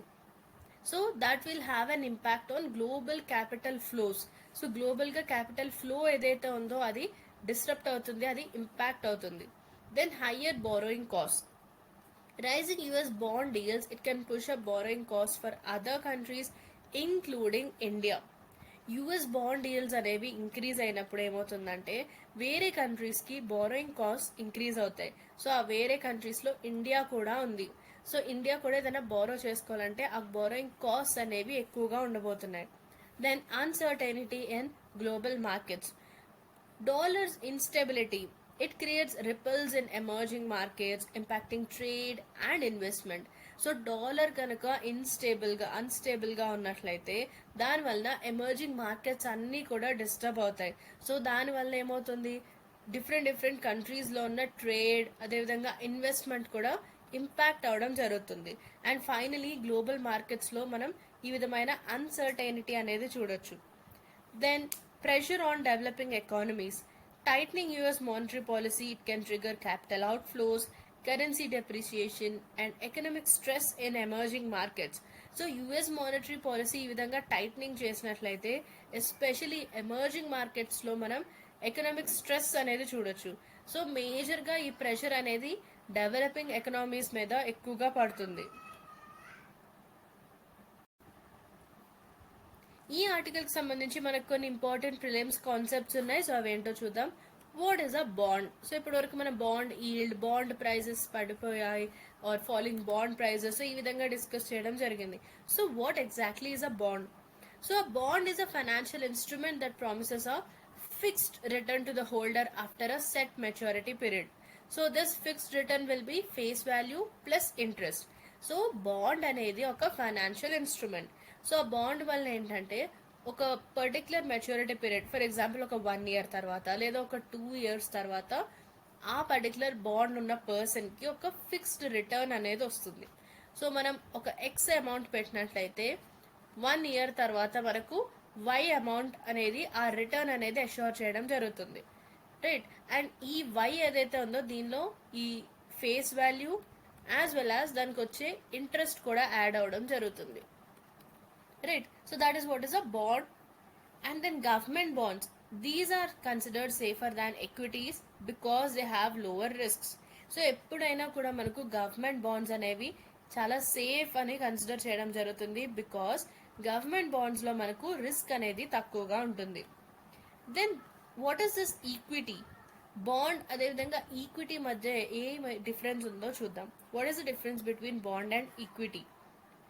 Coming to the nature, bond, it is a loan to government or company and equity is a ownership in a company. So bond ఏంటంటే ఏదైనా ఒక గవర్నమెంట్కి కానీ కంపెనీకి కానీ ఇచ్చే లోన్. అండ్ ఈక్విటీ చూసినట్లయితే ఇది ఒక కంపెనీలో ఉండే ownership. And coming to the return, it will have a fixed interest. So already మనం చూసాం బాండ్ అంటే ఒక ఫిక్స్డ్ రిటర్న్ ఇవ్వడం జరుగుతుంది, ఫేస్ వాల్యూ ప్లస్ ఇంట్రెస్ట్తో కలిపి ఒక మెచ్యూరిటీ పీరియడ్ తర్వాత ఒక ఫిక్స్డ్ రిటర్న్ అనేది ఇవ్వడం జరుగుతుంది. బట్ మనం ఈక్విటీలో చూసినట్లయితే డివిడెండ్ ఉంటుంది, దాంతో పాటుగా క్యాపిటల్ గెయిన్స్ ఉంటాయి, రైట్? అండ్ రిస్క్ చూసినట్లయితే బాండ్స్లో మనకు రిస్క్ తక్కువగా ఉంటుంది అండ్ ఈక్విటీస్లో మనకు రిస్క్ చాలా ఎక్కువగా ఉంటుంది. And priority at liquidation, there will be first priority before the share holders. And equity చూసినట్లయితే డెట్స్ అన్ని క్లియర్ చేసిన తర్వాత లాస్ట్ ప్రిఫరెన్స్ ఉంటుంది ఈక్విటీకి. Then coming to the voting rights, bonds లో మనకి ఎటువంటి ఓటింగ్ రైట్స్ ఉండవు. అండ్ ఎక్విటీకి సంబంధించి yes it will have equity rights. So నా hope you clear with these two terms, bonds and equity. Right. So ఇవి మనకి ఎందుకు ఇంపార్టెంట్ అంటే ఈ విధమైన బేసిక్స్ పైనే మనకి ఎక్కువగా క్వశ్చన్స్ అడగడం జరుగుతుంది రీసెంట్ టైమ్స్ లో. So you have to B well verse with this. Right. So recent గా యుఎస్ కి సంబంధించి ఈ బాండ్స్ ఇష్యూ జరిగింది అంటే మనకి బాండ్స్ పైన క్లారిటీ అనేది ఉండాలి. Like what are these bonds, వాటి యొక్క ఫండమెంటల్స్ అండ్ బేసిక్స్ పైన మనకి పట్టు ఉండాల్సి ఉంటుంది. So that you can answer any question that is asked on it. Right. So be very well versed with your basics, especially those topics which are connected to the current affairs. So recent times లో news లో ఉన్న topics ఏవైతే ఉన్నాయో వాటికి సంబంధించిన basics ఇంకా మనకి examination point of వ్యూలో important. So this is what is the difference between bond and equity. So hope you are clear with this particular term, bond. Right. So let's move forward. So ఇప్పటి వరకు మనం అసలు bond అంటే ఏంటి, equity అంటే ఏంటి, bond and equity మధ్య ఉన్న డిఫరెన్స్ ఏంటో చూసాం. Then what is this bond yield? Bond yield అంటే it is a return and investor gets on a bond. అంటే ఒక బాండ్ పైన ఆ ఇన్వెస్టర్కి వచ్చే రిటర్న్ ఏదైతే ఉంటుందో ఆ ఫిక్స్డ్ రిటర్న్, దాన్నే మనం బాండ్ ఈల్డ్ అంటాం. సో దీనికి ఇన్వర్స్ రిలేషన్షిప్ ఉంది. So what is that inverse relationship? When bond prices fall, bond yields rise and vice versa. అంటే బాండ్ ప్రైజెస్ ఎప్పుడైతే తగ్గుతాయో బాండ్ ఈల్డ్స్ అనేవి ఇంక్రీజ్ అవుతాయి. అండ్ బాండ్ ప్రైజెస్ గనక పెరిగినట్లయితే బాండ్ ఈల్డ్ అనేది తగ్గుతుంది. రైట్. సో ఇది బాండ్ ప్రైజ్. బాండ్ ఈల్డ్ అంటే మనకు వచ్చే రిటర్న్. మనం బాండ్ యొక్క ప్రైస్ తగ్గినప్పుడు మనకి రిటర్న్ వచ్చే బాండ్ ఈల్డ్ ఏదైతే ఉందో అది ఇంక్రీజ్ అవుతుంది. సో ఈ విధంగా మనకు ఇన్వర్స్ రిలేషన్షిప్ ఉంటుంది వీటి రెండింటి మధ్య. అదేవిధంగా బాండ్ ప్రైజెస్ అనేవి ఇంక్రీజ్ అయినప్పుడు బాండ్ యొక్క ఈల్డ్ అంటే మనకు వచ్చే ఆ ఫిక్స్డ్ రిటర్న్ ఏదైతే ఉందో ఆ రిటర్న్ తగ్గుతుంది. So hope you are clear with this relation. Then higher yields it indicate that investors are demanding greater returns due to inflation fears or uncertainty. So ఇక్కడ మనం చూసాం బాండ్ ఈల్డ్స్ ఎక్కువగా ఉన్నాయని. Bond prices తగ్గినప్పుడు bond yields అనేవి పెరుగుతాయి. So bond yield పెరిగింది అంటే దానికి అర్థం ఏంటంటే investors they are demanding greater returns. Investors ఎక్కువ రిటర్న్ అనేది ఎక్స్పెక్ట్ చేస్తున్నారు బికాస్ ఇన్ఫ్లేషన్ వచ్చే ఛాన్స్ ఉంది లేదా ఏదైనా ఎకనామిక్ అన్సర్టైనిటీ ఉండే ఛాన్స్ ఉంది అని they are having those inflation fears. Then inflation and bond markets. So inflation ఏంటంటే it erodes the purchasing power of fixed returns from the bonds. Bonds నుండి మనకి ఈ విధంగా బాండ్ ఈల్డ్ అనేది వస్తుంది which is the fixed return. Right. So ఈ fixed return తో మనకు వచ్చే ఈ పర్చేసింగ్ పవర్ ఏదైతే ఉందో అది ఇన్ఫ్లేషన్ వలన తగ్గుతుంది. రైట్. సో ఇన్ఫ్లేషన్ ఉన్నట్లయితే ఏమవుతుంది, మనకి బాండ్స్ ద్వారా వచ్చే ఆ ఫిక్స్డ్ రిటర్న్ ఏదైతే ఉందో దాని ద్వారా మనం ఏదైతే పర్చేసింగ్ పవర్ ఉంటుందో ఆ పర్చేసింగ్ పవర్ అనేది రెడ్యూస్ అవుతుంది. So if investors expect higher inflation they sell the bonds causing prices to drop and yields to rise. So ఏం చేస్తారంటే ఇన్వెస్టర్స్ గనక ఇన్ఫ్లేషన్ వచ్చే ఛాన్స్ ఉంది అని ఎక్స్పెక్ట్ చేసినట్లయితే హయ్యర్ ఇన్ఫ్లేషన్ ఉండబోతుంది అనుకున్నప్పుడు ఈ బాండ్స్ ని అమ్మేస్తారు. సో బాండ్స్ ని అమ్మినప్పుడు ఏమవుతుంది, ప్రైజెస్ అనేవి డిక్రీజ్ అవుతాయి. సో దానివల్ల మనం ఆల్రెడీ చెప్పుకున్నాం బాండ్ ప్రైజెస్ తగ్గితే ఏమవుతుంది, బాండ్ ఈల్డ్స్ అనేవి ఇంక్రీజ్ అవుతాయి by this inverse relationship that we have seen over here. Right. So this is what happens. So inflation ఉంటుంది, హై ఇన్ఫ్లేషన్ ఉంటుంది అని ఇన్వెస్టర్స్ ఎక్స్పెక్ట్ చేసినప్పుడు బాండ్స్ ని సెల్ చేయడం జరుగుతుంది. సో బాండ్స్ సెల్ చేసినప్పుడు ప్రైజెస్ తగ్గుతాయి అండ్ ప్రైజెస్ తగ్గినప్పుడు దేర్ బై బాండ్ ఈల్డ్స్ అనేవి ఇంక్రీజ్ అవుతాయి. Right. Then safe haven assets. So during periods of global uncertainty, so entire world లో ఈ విధమైన ఎకనామిక్ అన్సర్టైనిటీ ఉన్నప్పుడు ఇన్వెస్టర్స్ ఏం చేస్తారు, సేఫ్ అసెట్స్ ని ప్రిఫర్ చేస్తారు. For example, like US Treasury bonds, gold, and sometimes strong currencies like Swiss franc, వీటిలో invest చేయడం జరుగుతుంది. రైట్. ఎందుకంటే ఇక్కడ వోలటైల్ సిచ్యువేషన్స్ ఉన్నాయి కాబట్టి ఆ ఇన్వెస్ట్మెంట్స్ ని తీసుకెళ్లి సేఫ్ అసెట్స్ లో పెట్టడం జరుగుతుంది. And if confidence in US bonds weakens it causes global ripple effects. US bond లో గనక కాన్ఫిడెన్స్ అనేది తగ్గితే గ్లోబలీ దీనికి రిపుల్ ఎఫెక్ట్స్ ఉంటాయి. అంటే ఒక కంట్రీ నుండి ఇంకో కంట్రీ, ఒక ఎఫెక్ట్ నుండి ఇంకొక ఎఫెక్ట్, ఆ విధంగా రిపుల్ ఎఫెక్ట్, ఒకదాని వల్ల ఇంకొక ఎఫెక్ట్ అనేది జరుగుతూ పోతుంది. So that's why investors seek alternative safe havens. So అటువంటి రిస్క్ లేకుండా ఆల్టర్నేటివ్ గా సేఫ్ అసెట్స్ లో, సేఫ్ హ్యావెన్స్ లో ఈ ఇన్వెస్ట్మెంట్ అనేది చేయడం జరుగుతుంది. So hope you're clear with this bond issue. Now let's have a look at one prelims MCQ. With reference to bond markets and inflation, consider the following statements. So ఈ స్టేట్మెంట్స్లో మనం incorrect statements ఏదో కనిపెట్టాల్సి ఉంటుంది. So I always say క్వశ్చన్లో మనకు correct or incorrect statements ఏది identify చేయాలి అనేది మనం ఫస్ట్ చూసుకోవాలి. సో ప్రాక్టీస్ టైంలోనే మనం దీన్ని అలవాటు చేసుకోవాల్సి ఉంటుంది, రైట్? బికాజ్ ఆ ఎగ్జామ్ టెన్షన్లో మనం ఇఫ్ వి ఇగ్నోర్ దాట్, మనకు ఆన్సర్ తెలిసినా కూడా అక్కడ రాంగ్ ఆన్సర్ మార్క్ చేసే హై ఛాన్స్ అనేది ఉంటుంది. So be very careful with this and be mindful of this what the question is asking us. So ఇక్కడ మనం ఇన్కరెక్ట్ స్టేట్మెంట్స్ ఏంటో ఐడెంటిఫై చేయాల్సి ఉంటుంది. So the statements are an increase in inflation expectations typically leads to a fall in bond prices. So inflation వచ్చే chance ఉంది అని లేదా inflation increase అయ్యే ఛాన్స్ ఉందని ఎక్స్పెక్టేషన్స్ ఉన్నప్పుడు దాని ద్వారా ఫైనలీ బాండ్ ప్రైజెస్ అనేవి డిక్రీజ్ అవుతాయి అనేది మన first statement. And when bond prices fall, bond yields decline accordingly. Bond prices అనేవి తగ్గినప్పుడు బాండ్ ఈల్డ్స్ కూడా దాంతో పాటుగా తగ్గుతాయి అనేది మన second statement. And during inflationary periods, bonds become more attractive to investors compared to equities. So inflation ఉన్న టైంలో బాండ్స్ అనేవి ఈక్విటీస్తో కంపేర్ చేసుకుంటే ఇన్వెస్టర్స్కి ఎక్కువ అట్రాక్టివ్గా ఉంటాయి అనేది మన థర్డ్ స్టేట్మెంట్. సో వీటిలో ఇన్కరెక్ట్ స్టేట్మెంట్స్ ఏవి? ఫస్ట్ స్టేట్మెంట్ చూసినట్లయితే ఇన్ఫ్లేషన్ ఎక్స్పెక్టేషన్స్ ఉన్నప్పుడు ఏమవుతుందని చెప్పుకున్నాం మనం, బాండ్స్ యొక్క సెల్లింగ్ జరుగుతుంది, బాండ్స్ని అమ్మడం జరుగుతుంది. బాండ్స్ని ఎక్కువ సెల్ చేస్తే ఏమవుతుంది, బాండ్ ప్రైజెస్ రెడ్యూస్ అవుతాయి, right? So yes, this is a correct statement.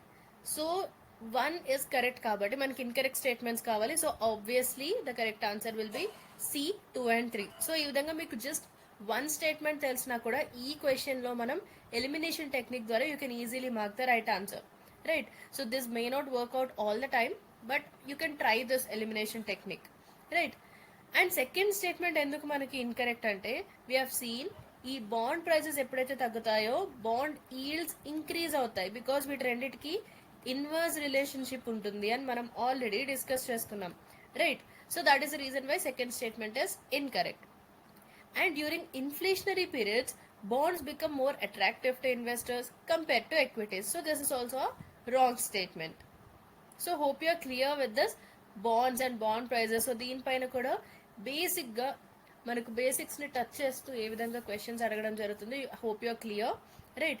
So bond deals issue మనకు న్యూస్లో ఉన్నప్పుడు ఆ కరెంట్ అఫైర్ పైన కాకపోయినా దానికి సంబంధించి బేసిక్స్ పైన ఈ విధంగా బాండ్ మార్కెట్స్ లేదా ఇన్ఫ్లేషన్ని కనెక్ట్ చేస్తూ ఈ విధంగా మనకు MCQs అడిగే ఛాన్స్ ఉంటుంది.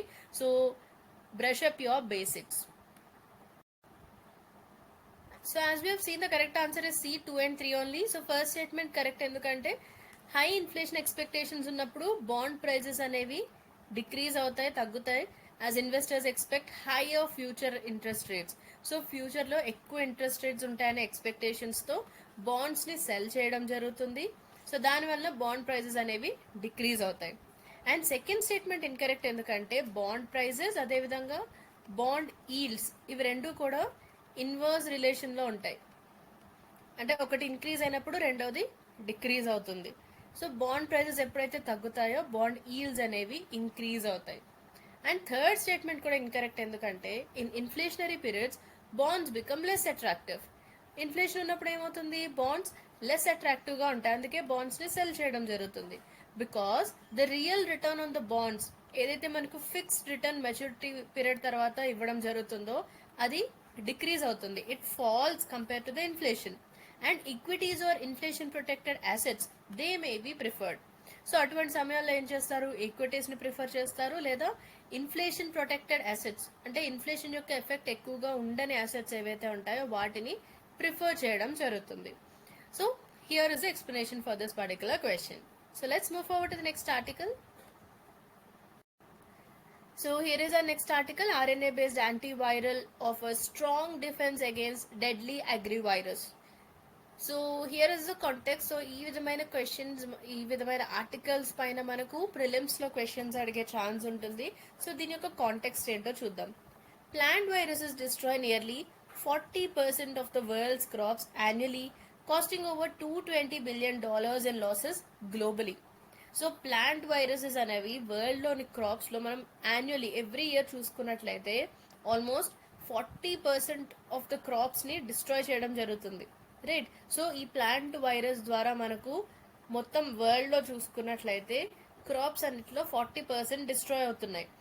అండ్ దాని యొక్క లాసెస్ మనం అమౌంట్లో చూసినట్లయితే అది ఆల్మోస్ట్ $220 billion ఉంటుంది. అండ్ ఇండియాలో చూసినట్లయితే we have this CMV, that is cucumber mosaic virus. So దీనివల్ల మనకు 25 to 30% ఈల్డ్ లాసెస్ జరుగుతున్నాయి, especially in banana plantations. So జర్మనీలోని సైంటిస్ట్ ఒక RNA బేస్డ్ యాంటీవైరల్ టెక్నిక్ అనేది డెవలప్ చేయడం జరిగింది. దీని ద్వారా ఏంటంటే ప్లాంట్ యొక్క న్యాచురల్ ఇమ్యూనిటీ అనేది బూస్ట్ చేయడం జరుగుతుంది without any genetic modification. So ఆ మొక్కకు ఎటువంటి జెనెటిక్ మోడిఫికేషన్ చేయకుండా ప్లాంట్లో ఉన్న ఆ మొక్కలో ఉన్న న్యాచురల్ ఇమ్యూనిటీ ఏదైతే ఉందో దాన్ని బూస్ట్ చేయడం జరుగుతుంది. So that is based on this RNA based antiviral technique. So this is the context of this particular article. Why the RNA based antiviral innovation is important? So enduku manaki ee RNA based antiviral innovation important? Let's see. Eco-friendly crop protection. So దీనివల్ల ఏంటి, మనకు chemical pesticides ఇటువంటివి use చేయకుండా ఒక eco friendly alternative అనేది మనకి లభిస్తుంది. So this supports sustainable agriculture, right. So chemicals use చేయకుండా మనం ప్లాంట్లోని ఆ మొక్కలోని న్యాచురల్ ఇమ్యూనిటీని బూస్ట్ చేస్తున్నాం. సో ఎక్స్టర్నల్గా ఎటువంటి కెమికల్స్ మనం యూజ్ చేయట్లేదు. సో దానివల్ల మనం సస్టైనబుల్ అగ్రికల్చర్ని ప్రమోట్ చేసినట్లు అవుతుంది. అదేవిధంగా ఇది ఒక ఎకో ఫ్రెండ్లీ క్రాప్ ప్రొటెక్షన్గా పనిచేస్తుంది. Then it addresses major crop losses. So especially మనకు కుకుంబర్, బనానా, మెలన్స్, సో ఇటువంటి క్రిటికల్ క్రాప్స్కి virus infections almost 70% of the ఈల్డ్ని డిస్ట్రాయ్ చేసే ఛాన్స్ ఉంటుంది, రైట్. సో అటువంటి క్రిటికల్ క్రాప్స్లో ఈ విధమైన ఇమ్యూనిటీ బూస్టింగ్ చేసినట్లయితే మన క్రాప్ లాసెస్ని ఇంత తగ్గించవచ్చు, like lot of losses can be recovered. And non-GMO approach, genetic modification లా కాకుండా RNA స్ప్రేస్లో ఏంటంటే it will enhance plant resistance naturally without altering the DNA. So genetic modification లా కాకుండా RNA స్ప్రేస్లో ఏంటంటే ప్లాంట్లో ఉన్న న్యాచురల్ రెసిస్టెన్స్ని మనం ఎన్హాన్స్ చేయడం జరుగుతుంది. సో ఈ విధంగా మనం non-GMO approach, right. So then we have customisable and flexible. ఈ RNA బేస్డ్ సొల్యూషన్స్ ఏవైతే ఉన్నాయో they can be tailored quickly to different viruses and evolving plant pathogens. So వీటి వల్ల ఏంటంటే ఇవి కస్టమైజబుల్, అదేవిధంగా ఫ్లెక్సిబుల్. అంటే ఈ RNA బేస్డ్ సొల్యూషన్ ఏదైతే మనం కొత్తగా తీసుకురావడం జరిగిందో దాని ద్వారా డిఫరెంట్ వైరసెస్కి డిఫరెంట్ ట్రీట్మెంట్స్ అనేవి మనం చేయాల్సి ఉంటుంది, రైట్. సో ఆ డిఫరెంట్ వైరసెస్కి తగ్గట్టుగా దాన్ని కస్టమైజ్ చేసుకునే ఛాన్స్ ఉంది, రైట్. అండ్ అదేవిధంగా this is very flexible. Plant pathogens అనేవి ఎప్పటికప్పుడు కొన్ని ఇవాల్వ్ అవుతూ ఉంటాయి, ఎప్పటి నుంచో ఉన్నట్టు కాకుండా అవి కొత్తగా ఇవాల్వ్ అవుతూ ఉంటాయి. సో ఆ ఇవాల్వింగ్ ప్యాథోజన్స్కి తగ్గట్టుగా దీన్ని మనం ఈ RNA బేస్డ్ ఇన్నోవేషన్ ఏదైతే ఉందో దాన్ని మనం ఇవాల్వ్ చేసుకోవచ్చు. We can customize it, right. So it is pretty flexible. Then potential for broader application. So approach can be expanded to tackle other plant, fungal and bacterial infections. So ఈ approach ఏదైతే ఉందో RNA based approach, దీనికి ఇంకా మనం broader application చేసే potential ఉంది. అంటే దీన్ని ఈ వైరస్కి మాత్రమే కాకుండా ఫంగల్ అండ్ బ్యాక్టీరియల్ ఇన్ఫెక్షన్స్కి కూడా యూజ్ చేసుకునే, అప్లై చేసుకునే ఆ పొటెన్షియల్ అయితే ఉంది. సో ఈ రీజన్స్ వలన మనకు ఈ RNA బేస్డ్ యాంటీవైరల్ ఇన్నోవేషన్ ఏదైతే కొత్తగా జర్మనీ తీసుకురావడం జరిగిందో this becomes more and more important, right. So do remember this advantages that we have, why it is significant. Now let's have a look at a UPSC prelims MCQ, practice MCQ based on this topic. With reference to RNA and RNA silencing, consider the following statements. So ఇక్కడ మనకు RNA అదేవిధంగా RNA సైలెన్సింగ్కి సంబంధించి కొన్ని statements ఉన్నాయి. So వీటిలో మనం correct స్టేట్మెంట్స్ని identify చేయాల్సి ఉంటుంది. So let's have a look at the statements. So ఇక్కడ మనకి ఇచ్చిన స్టేట్మెంట్స్ చూద్దాం. Double stranded RNA. This can trigger RNA interference mechanisms in living organisms, and RNA silencing prevents the expression of specific genes by degrading messenger RNA or mRNA. And third statement says RNA interference is a process limited only to artificially engineered organisms and does not occur naturally. Right? So వీటిలో మనం correct statements ఏంటో identify చేయాలి. So first statement చూసినట్లయితే ఈ double stranded RNA DsRNA ఏదైతే ఉందో this can trigger RNA interference mechanism in living organisms. So living organisms లో ఉండే RNA ఇంటర్ఫీరెన్స్ మెకానిజం ని ట్రిగర్ చేస్తుంది ఈ double stranded RNA. So yes, this is a correct statement. So second statement చూసినట్లయితే ఈ RNA silencing ఏం చేస్తుందంటే it will prevent expression of specific jeans. So ఈ mRNAని డిగ్రేడ్ చేయడం ద్వారా ఈ RNA సైలెన్సింగ్ కొన్ని స్పెసిఫిక్ జీన్స్ యొక్క ఎక్స్ప్రెషన్ని ప్రివెంట్ చేస్తుంది. ఆ జీన్స్ని ఎక్స్ప్రెస్ చేయకుండా ప్రివెంట్ చేయడం జరుగుతుంది, అంటే దాన్ని సైలెన్స్ చేస్తుంది. So yes, it is a correct statement. Then third statement is RNA interference is limited only to artificially engineered organisms. So this is a wrong statement. So generally మనకి ఇటువంటి extreme words, only ఇలాంటి extreme words ఉన్నప్పుడు maximum that will be a wrong statement. So not always, majority of the కేసెస్లో అది wrong స్టేట్మెంటే ఉంటుంది. Right? So be very careful when you have such words like only. ఇటువంటి extreme words ఉన్నప్పుడు జనరల్గా అది రాంగ్ స్టేట్మెంటే అవుతుంది. But sometimes it would be right also, but be careful with those words. So here the correct answer is A, 1 and 2 only. Now let's have a look at the explanation for this question. So here if we see the first statement, DsRNA, that is our double-stranded RNA, this triggers RNA interference. So it's a natural gene silencing process, and this is found in plants, animals and some microorganisms. So ఈ విధమైన ఒక natural gene silencing process ఏదైతే ఉంటుందో ఇది మనం ప్లాంట్స్లో, యానిమల్స్లో, అదేవిధంగా కొన్ని micro ఆర్గానిజమ్స్లో కూడా చూడొచ్చు. ఈ RNA ఇంటర్ఫీరెన్స్ని డబుల్ స్టాండర్డ్ RNA ట్రిగర్ చేయడం జరుగుతుంది. అండ్ సెకండ్ స్టేట్మెంట్ కూడా కరెక్ట్, ఎందుకంటే ఈ RNA సైలెన్సింగ్ ఏ విధంగా వర్క్ చేస్తుందంటే mRNA అంటే మెసెంజర్ RNAని డీగ్రేడ్ చేయడం ద్వారా ఇది వర్క్ చేయడం జరుగుతుంది.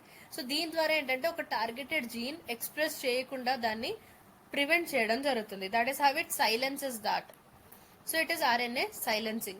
Then third statement incorrect because RNA interference occurs naturally in living systems. It is not just an artificial or engineered mechanism. So only artificial అని ఇవ్వడం జరిగింది మనకి థర్డ్ స్టేట్మెంట్లో, but it is a incorrect statement because ఈ RNA interference ఏదైతే ఉందో ఇది living సిస్టమ్స్లో న్యాచురల్గా జరిగే ఒక process. Right, so hope you are clear with this RNA and double stranded RNA interference, RNA silencing. Right, so ఒక్క ఆర్టికల్ మనకు RNA పైన వచ్చినప్పుడు ఈ విధంగా దాని యొక్క బేసిక్స్ ని టచ్ చేస్తూ క్వశ్చన్ ఈ విధంగా అడిగే ఛాన్స్ ఉంటుంది. So you have to be very clear with the basics. So ఈ టర్మినాలజీస్ అన్ని మనకి important. So what is this double standard RNA? So అసలు బేసికలీ RNA అంటే ఏంటి, RNAలో ఈ టైప్స్ ఏంటి, mRNA etcetera, tRNA etcetera. Right, and then what is DNA, RNA DNAకి మధ్య డిఫరెన్స్. రైట్, అండ్ ఈ విధమైన RNA interference, RNA silencing. So ఇవన్నీ కూడా మనకి ఎగ్జామినేషన్ పాయింట్ ఆఫ్ వ్యూలో ఇంపార్టెంట్. ఇంతకు ముందు కూడా మనకు ఈ DNA RNA పైన క్వశ్చన్స్ అడగడం జరిగింది ప్రిలిమ్స్లో. So this becomes even more important. So be clear with these basics. So our next article is India raises continental shelf claim in the Arabian Sea region. So the context of this article, so ఇది ఎందుకు మనకి న్యూస్లో ఉందంటే రీసెంట్గా India Arabian సీకి సంబంధించి continental షెల్ఫ్లో మన యొక్క క్లెయిమ్ని expand చేయడం జరిగింది by around 10,000 square kilometres. So ఇదేంటంటే this move it strengthens India sovereign rights over seabed resources and sidesteps maritime disputes with Pakistan, especially around this Sir Creek area. Right, so documents were submitted to the United Nations Commission on the limits of continental shelf earlier this month. So ఇక్కడ మనకు important points ఏంటంటే first thing, what is a continental shelf? Right. So జాగ్రఫీలో మనం బేసిక్స్లో భాగంగా ఈ continental shelf అంటే ఏంటి ఇవన్నీ నేర్చుకోవడం జరుగుతుంది. Right. So you have to go through that basic what is a continental shelf. Then coming to the implications. So ఆ విధమైన క్లెయిమ్ వేయడం వల్ల ఉన్న ఇంపాక్ట్ ఏంటి అంటే it strengthens India's sovereign rights over sea bed resources. So sea bed resources అంటే ఈ ocean floor లేదా సీ ఫ్లోర్ ఏదైతే ఉంటుందో ఆ సీ బెడ్ రిసోర్సెస్ పైన ఇండియా యొక్క సావరెన్ రైట్స్ ని ఇది స్ట్రెంథన్ చేస్తుంది. అదేవిధంగా పాకిస్తాన్తో ఉన్న maritime disputes especially around this Sir Creek area. And ఇటువంటి స్టెప్ తీసుకున్నప్పుడు మనం ఈ డాక్యుమెంట్స్ ఎలా సబ్మిట్ చేస్తామంటే this is through this CLCS, United Nations Commission on Limits of continental shelf. So these are the key points over here. So ఇది ఈ article యొక్క context. So continental shelf what is it? So to be simple, ఈ continent యొక్క edge ఏదైతే ఉంటుందో continental plate యొక్క edge part, this part which is sloping towards this sea. So ఇక్కడంతా మనకి సీ ఉంది అనుకుందాం.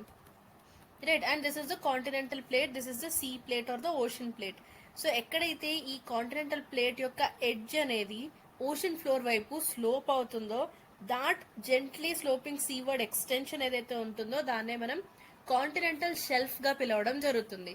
అండ్ అరేబియన్ సీలో ఇండియా యొక్క ఈ కాంటినెంటల్ షెల్ఫ్ ఏదైతే ఉందో దాన్ని మనం 10,000 స్క్వేర్ కిలోమీటర్స్ ఎక్స్పాండ్ చేయడం జరిగింది. సో అదే ఈ పర్టికులర్ ఆర్టికల్లోని content. So now let's have a look at the significance of India's extended continental shelf claim. So ఈ విధంగా ఇండియా ఈ కాంటినెంటల్ షెల్ఫ్ ని ఎక్స్టెండ్ చేసే క్లెయిమ్ ఏదైతే చేయడం జరిగిందో దాని యొక్క ఇంపార్టెన్స్ ఏంటో చూద్దాం. First it is regarding resource sovereignty.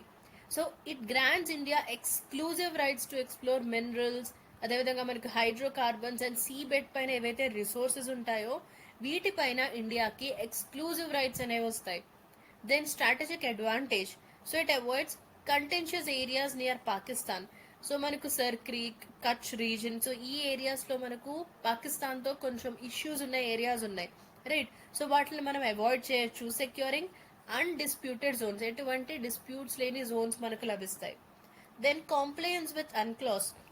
So it strengthens India's legal position under this United Nations Convention on Law of the Seas. So దీని ద్వారా ఇండియా యొక్క లీగల్ పొజిషన్ అనేది కూడా స్ట్రెంథన్ అవడం జరుగుతుంది. And it also strengthens maritime security.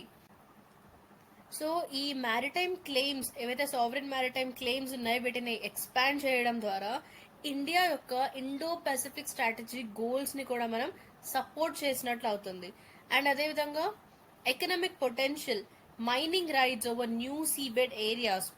So మనం seabed ని almost 10,000 square kilometres extend చేస్తూ క్లెయిమ్ చేయడం జరిగింది.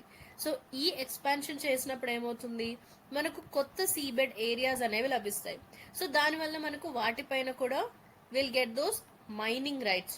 సో మైనింగ్ రైట్స్ వస్తే ఏమవుతుంది, కొత్త సీబెడ్ ఏరియాస్లో మన ఇండియా యొక్క ఫ్యూచర్ ఎనర్జీ సెక్యూరిటీకి అదొక బూస్టప్ గా ఉంటుంది. అదేవిధంగా for the blue economy. So it will be a boost to India's future energy security as well as blue economy. So what is this term blue economy? So దీనిపైన కూడా earlier questions అడగడం జరిగింది about this blue economy. So be very careful with such terminologies. So blue economy ఏంటంటే sustainable use of ocean resources for economic growth. So మన economic growth కోసం మనం ocean యొక్క లేదా సీ యొక్క రిసోర్సెస్ ని యూజ్ చేసుకోవాలి. బట్ ఆ యూజ్ ఏదైతే ఉంటుందో అది సస్టైనబుల్ గా ఉండాలి. రైట్. సస్టైనబుల్ యూజ్ అంటే మన యొక్క ప్రెసెంట్ నీడ్స్ ని మనం ఫుల్ఫిల్ చేసుకోవాలి, అదేవిధంగా ఫ్యూచర్ లో కూడా అవి ఉపయోగపడేలా ఉండాలి. So this should be preserving the health of ocean ecosystems also. Right. So ఈ ఓషన్ రిసోర్సెస్ ని మనం యూజ్ చేసుకోవాలి. ఏ విధంగా అంటే సస్టైనబుల్ యూజ్, అదేవిధంగా లైవ్లీహుడ్స్ ని సపోర్ట్ చేసేలా, జాబ్ క్రియేషన్ చేసేలా ఉండాలి. దాంతో పాటుగా ఓషన్ యొక్క ఎకో సిస్టమ్ ని కూడా మనం ఆ హెల్దీ ఎకో సిస్టమ్ ని మెయింటైన్ చేయాలి. Right. Then let's have a look at some basics about this United Nations Convention on the Law of the Sea. So దీని యొక్క డెఫినేషన్ ఏంటంటే it's an international treaty that defines the rights and responsibility of nations regarding the use of world's oceans.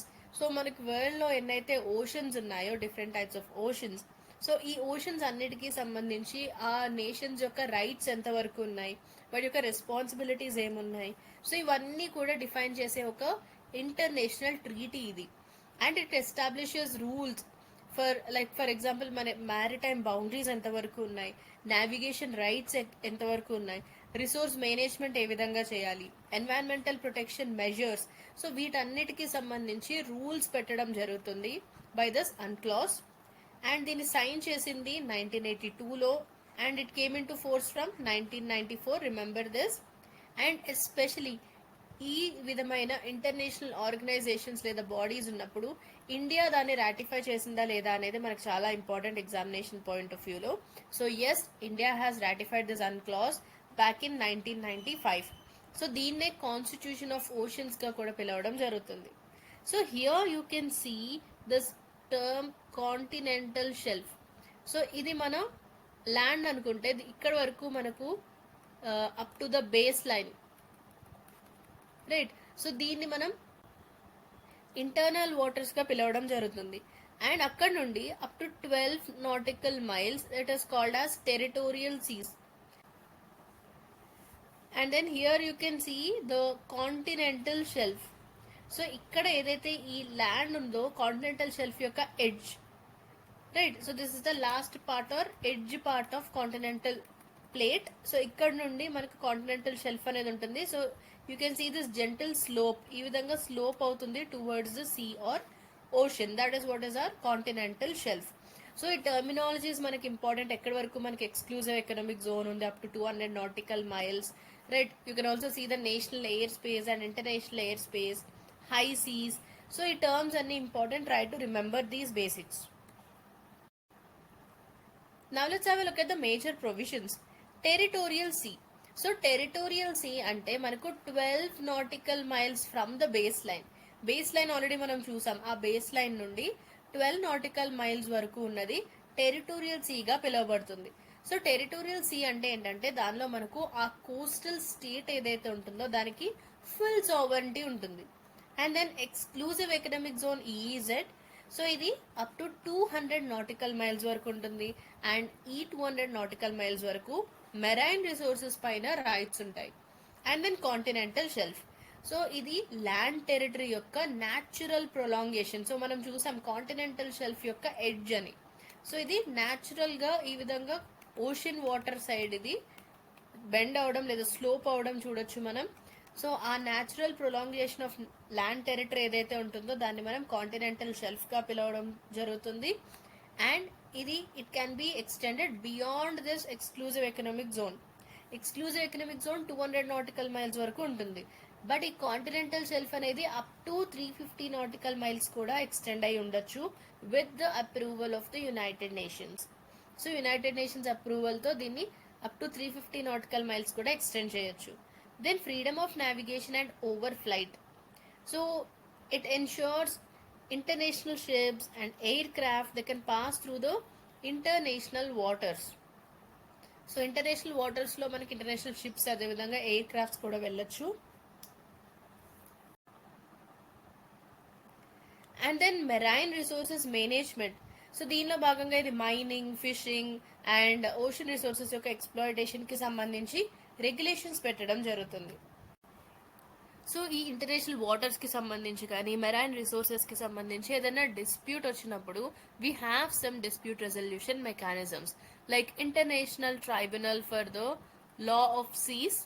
అదేవిధంగా మనకు CLCS కూడా ఉంది, commission on the limits of continental shelf. So వీటి ద్వారా మనం ఈ కాన్ఫ్లిక్ట్స్ ని రిజాల్వ్ చేసుకోవచ్చు. సో ఈ international tribunal for the law of the sea దీనిపైన కూడా మనకు ఎర్లియర్ క్వశ్చన్స్ అడగడం జరిగింది. So these kinds of bodies are important for us from examination point of view. Do remember these.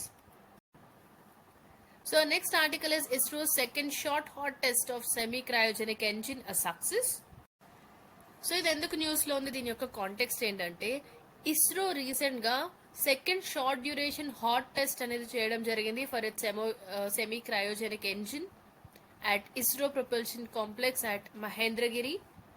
So this marks another milestone after the first successful ignition hot test on March 28th. So దీని వల్ల ఏంటంటే we can see that we are having a significant progress towards developing indigenous semi-cryogenic propulsion technology, and this will be helpful for future launch vehicles. So ఫ్యూచర్లో మనం ఏదైతే కొత్త launch vehicles తీసుకురావడం జరుగుతుందో వీటిలో ఇండిజినస్గా అంటే మన కంట్రీలోనే తయారు చేసిన ఈ సెమీ క్రయోజెనిక్ ప్రొపల్షన్ టెక్నాలజీలో ఏ విధమైన డెవలప్మెంట్ అండ్ ప్రోగ్రెస్ ఉంది అనేది మనం చూడొచ్చు because of the success of second hot test. So ఈ సెమీ క్రయోజెనిక్ ఎంజిన్ అంటే ఏంటో చూద్దాం. సో ఇది ఒక type of rocket engine. So దీనిలో ఏంటంటే లిక్విడ్ ఆక్సిజన్, అదేవిధంగా which is cryogenic and refined kerosene use చేయడం జరుగుతుంది. క్రయోజెనిక్ అంటే ఏంటంటే ఎక్స్ట్రీమ్లీ లో టెంపరేచర్స్లో వీటిని స్టోర్ చేయడం జరుగుతుంది. So what is the semi cryogenic engine? దీనిలో మనకు liquid oxygen as well as RP1, that is refined kerosene 1. So these two things are used with a combination. So వీటి యొక్క కాంబినేషన్లో ఉండే రాకెట్ ఇంజినే మన సెమీ క్రయోజెనిక్ ఎంజిన్. అండ్ ఈ refined కెరోసిన్ని నార్మల్ టెంపరేచర్లోనే స్టోర్ చేయడం జరుగుతుంది అండ్ వీటి రెండింటిని ప్రొపెలెంట్స్గా యూజ్ చేస్తారు. So what are the key features? Cryogenic oxidiser which is liquid oxygen, non cryogenic fuel మనం ఆల్రెడీ చెప్పుకున్నాం దీన్ని నార్మల్ టెంపరేచర్లోనే స్టోర్ చేయడం జరుగుతుంది అని, that is kerosene. Then working principle ఏంటంటే high pressure combustion of liquid oxygen and kerosene. So వీటిని high ప్రెషర్తో కంబషన్ చేయడం ద్వారా థ్రస్ట్ అనేది జనరేట్ అవడం జరుగుతుంది and that's how it works. So దీని యొక్క అప్లికేషన్స్ ఇండియాలో ఏమున్నాయంటే ఇస్రో ఈ విధమైన సెమీ క్రయోజెనిక్ ఎంజిన్స్ ని డెవలప్ చేయడం జరుగుతుంది to power second stage of GSLV Mark 3 and future heavy lift rockets. So నిన్నటి సెషన్లో మనం ఆల్రెడీ PSLV, GSLV, అదేవిధంగా GSLV Mark 3కి సంబంధించిన డిఫరెన్సెస్ ఏమున్నాయి అనేది డిస్కస్ చేయడం జరిగింది. If you have missed that session please do watch that. So here we can see semi cryogenic versus cryogenic engine. So వీటి రెండింటి మధ్య ఉన్న డిఫరెన్స్ ఏంటో చూద్దాం. ప్రొపెలెంట్స్ పరంగా చూసినట్లయితే liquid oxygen and kerosene use చేస్తారు సెమీ క్రయోజెనిక్ ఎంజిన్లో, అండ్ క్రయోజెనిక్ ఎంజిన్లో లిక్విడ్ ఆక్సిజన్తో పాటు లిక్విడ్ హైడ్రోజన్ ని యూస్ చేయడం జరుగుతుంది. ఇదొక మేజర్ డిఫరెన్స్గా చెప్పొచ్చు. అండ్ టెంపరేచర్ చూసినట్లయితే ఇక్కడ మనకు ఆక్సిడైజర్ మాత్రమే క్రయోజెనిక్, అండ్ క్రయోజెనిక్లో చూసినట్లయితే ఫ్యూయల్ అదేవిధంగా ఆక్సిడైజర్ రెండు కూడా క్రయోజెనిక్ ఉంటాయి. అండ్ థ్రస్ట్ పరంగా చూసినట్లయితే సెమీ క్రయోజెనిక్లో హై థ్రస్ట్ ఉంటుంది అండ్ క్రయోజెనిక్లో ఎఫిషియన్సీ ఎక్కువ ఉంటుంది with specific impulse. And cost చూసినట్లయితే semi cryogenic cheaper and handling కూడా ఈజీగా ఉంటుంది అండ్ బట్ క్రయోజెనిక్ కాస్ట్లీగా ఉంటుంది అండ్ దీని యొక్క స్టోరేజ్ కూడా చాలా కాంప్లెక్స్గా ఉంటుంది. And use semi cryogenic for heavy lift launches and cryogenic for deep space or high efficiency missions. So ఈ విధమైన డిఫరెన్సెస్ చాలా important. Try to remember these. So next article is what's the reason for targeting Simla pact. So దీని యొక్క context ఏంటంటే ఈ Pahalgam terror attack ఏదైతే మనం ఇంతకు ముందు సెషన్స్ లో డిస్కస్ చేసామో ఈ టెర్రర్ అటాక్ తర్వాత India Indus waters treaty talks ని సస్పెండ్ చేయడం జరిగింది. మనం ఆల్రెడీ ఇండియా యొక్క 5 ప్రాన్స్ స్ట్రాటజీ అనేది డిస్కస్ చేసాం. Hope you remember that. So దానిలో భాగంగా ఇండస్ వాటర్స్ ట్రీటీ టాక్స్ ని మనం సస్పెండ్ చేసాం. సో దానికి రెస్పాన్స్ గా పాకిస్తాన్ గవర్నమెంట్ ఏం థ్రెటన్ చేస్తుందంటే we will hold this 1972 Simla agreement in abeyance, అంటే టెంపరీగా దీన్ని సస్పెండ్ చేస్తాము అని చెప్పడం జరిగింది. సో దీనివల్ల there are rising tensions especially ఈ లైన్ ఆఫ్ కంట్రోల్ అదేవిధంగా బయలేటరల్ మెకానిజమ్స్ ఏవైతే ఉన్నాయో వీటిలో ఎటువంటి టెన్షన్స్ అనేవి రాబోతున్నాయి, ఎటువంటి డిస్టర్బెన్సెస్ రాబోతున్నాయని చాలా కన్సర్న్స్ రావడం జరిగింది. So why the Simla agreement matters, ఎందుకు ఇది అంత ఇంపార్టెంట్ అంటే ఇండియా పాకిస్తాన్కి సంబంధించిన బైలేటరల్ డైలాగ్స్కి ఇది ఒక బేసిస్ లాంటిది, right? So it emphasise peaceful settlement through bilateral negotiations.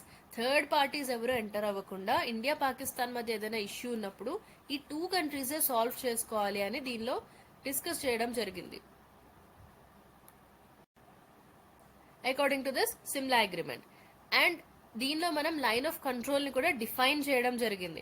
So transition from a cease fire line to LOC, stabilising the post 1971 Bangladesh war situation. దాంతోపాటుగా డిప్లొమాటిక్ రికగ్నిషన్. సో పాకిస్తాన్ ఈ విధమైన బంగ్లాదేశ్ యొక్క సావరెన్ స్టేటస్ ని రికగ్నైజ్ చేసిన first official document ఇది. ఇది ఇందిరాగాంధీ గారికి and Bhutto గారి మధ్య సైన్ చేయబడింది.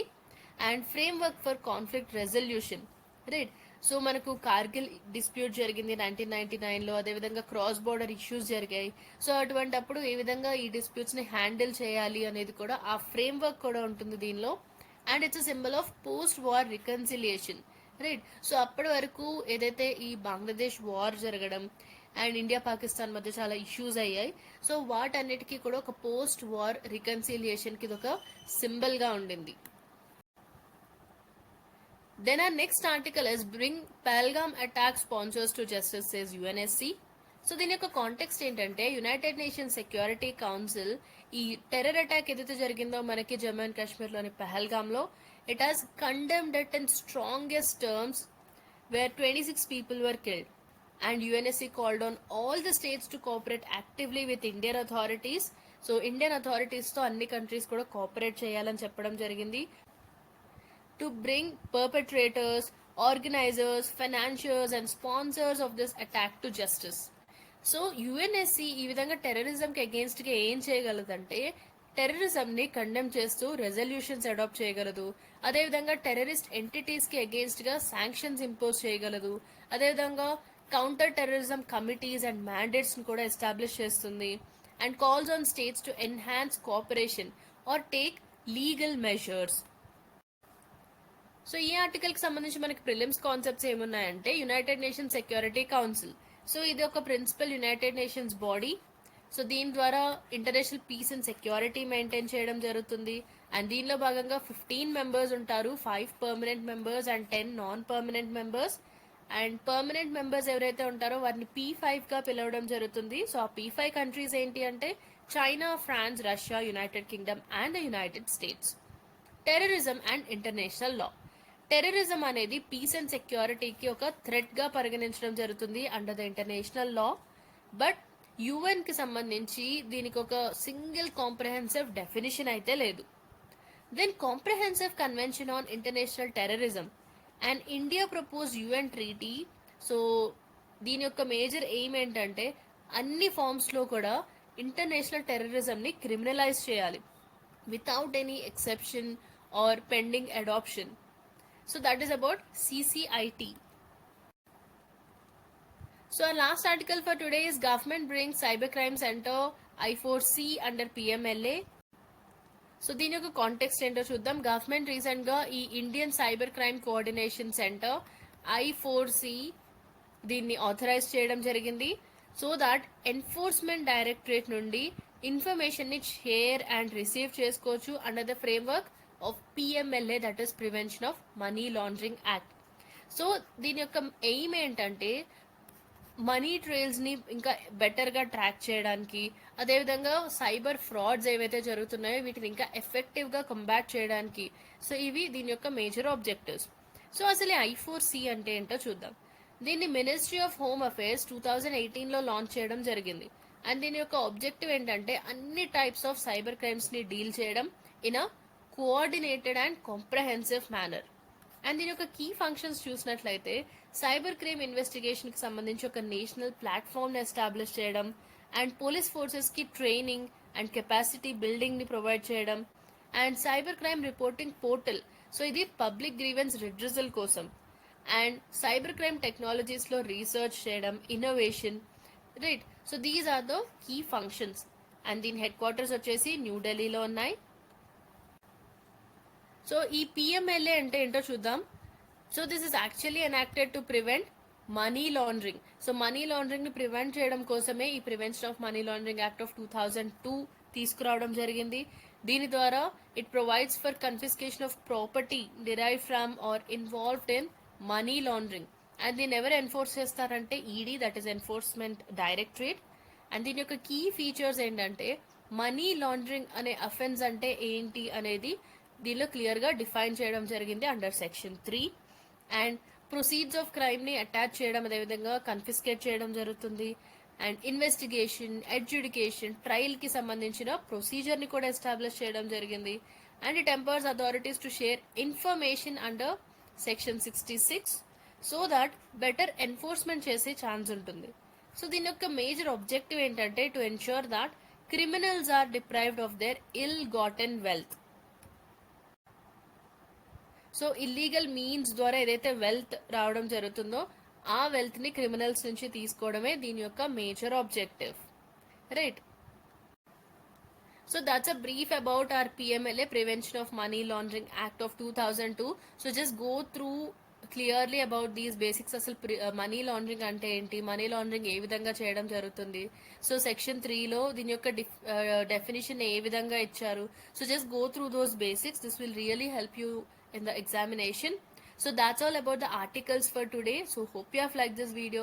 If you have any doubts, please do mention in the comment section below, and please do like, share and subscribe to our channel for more interesting content on UPSC. Thank you so much for watching this session. Bye bye.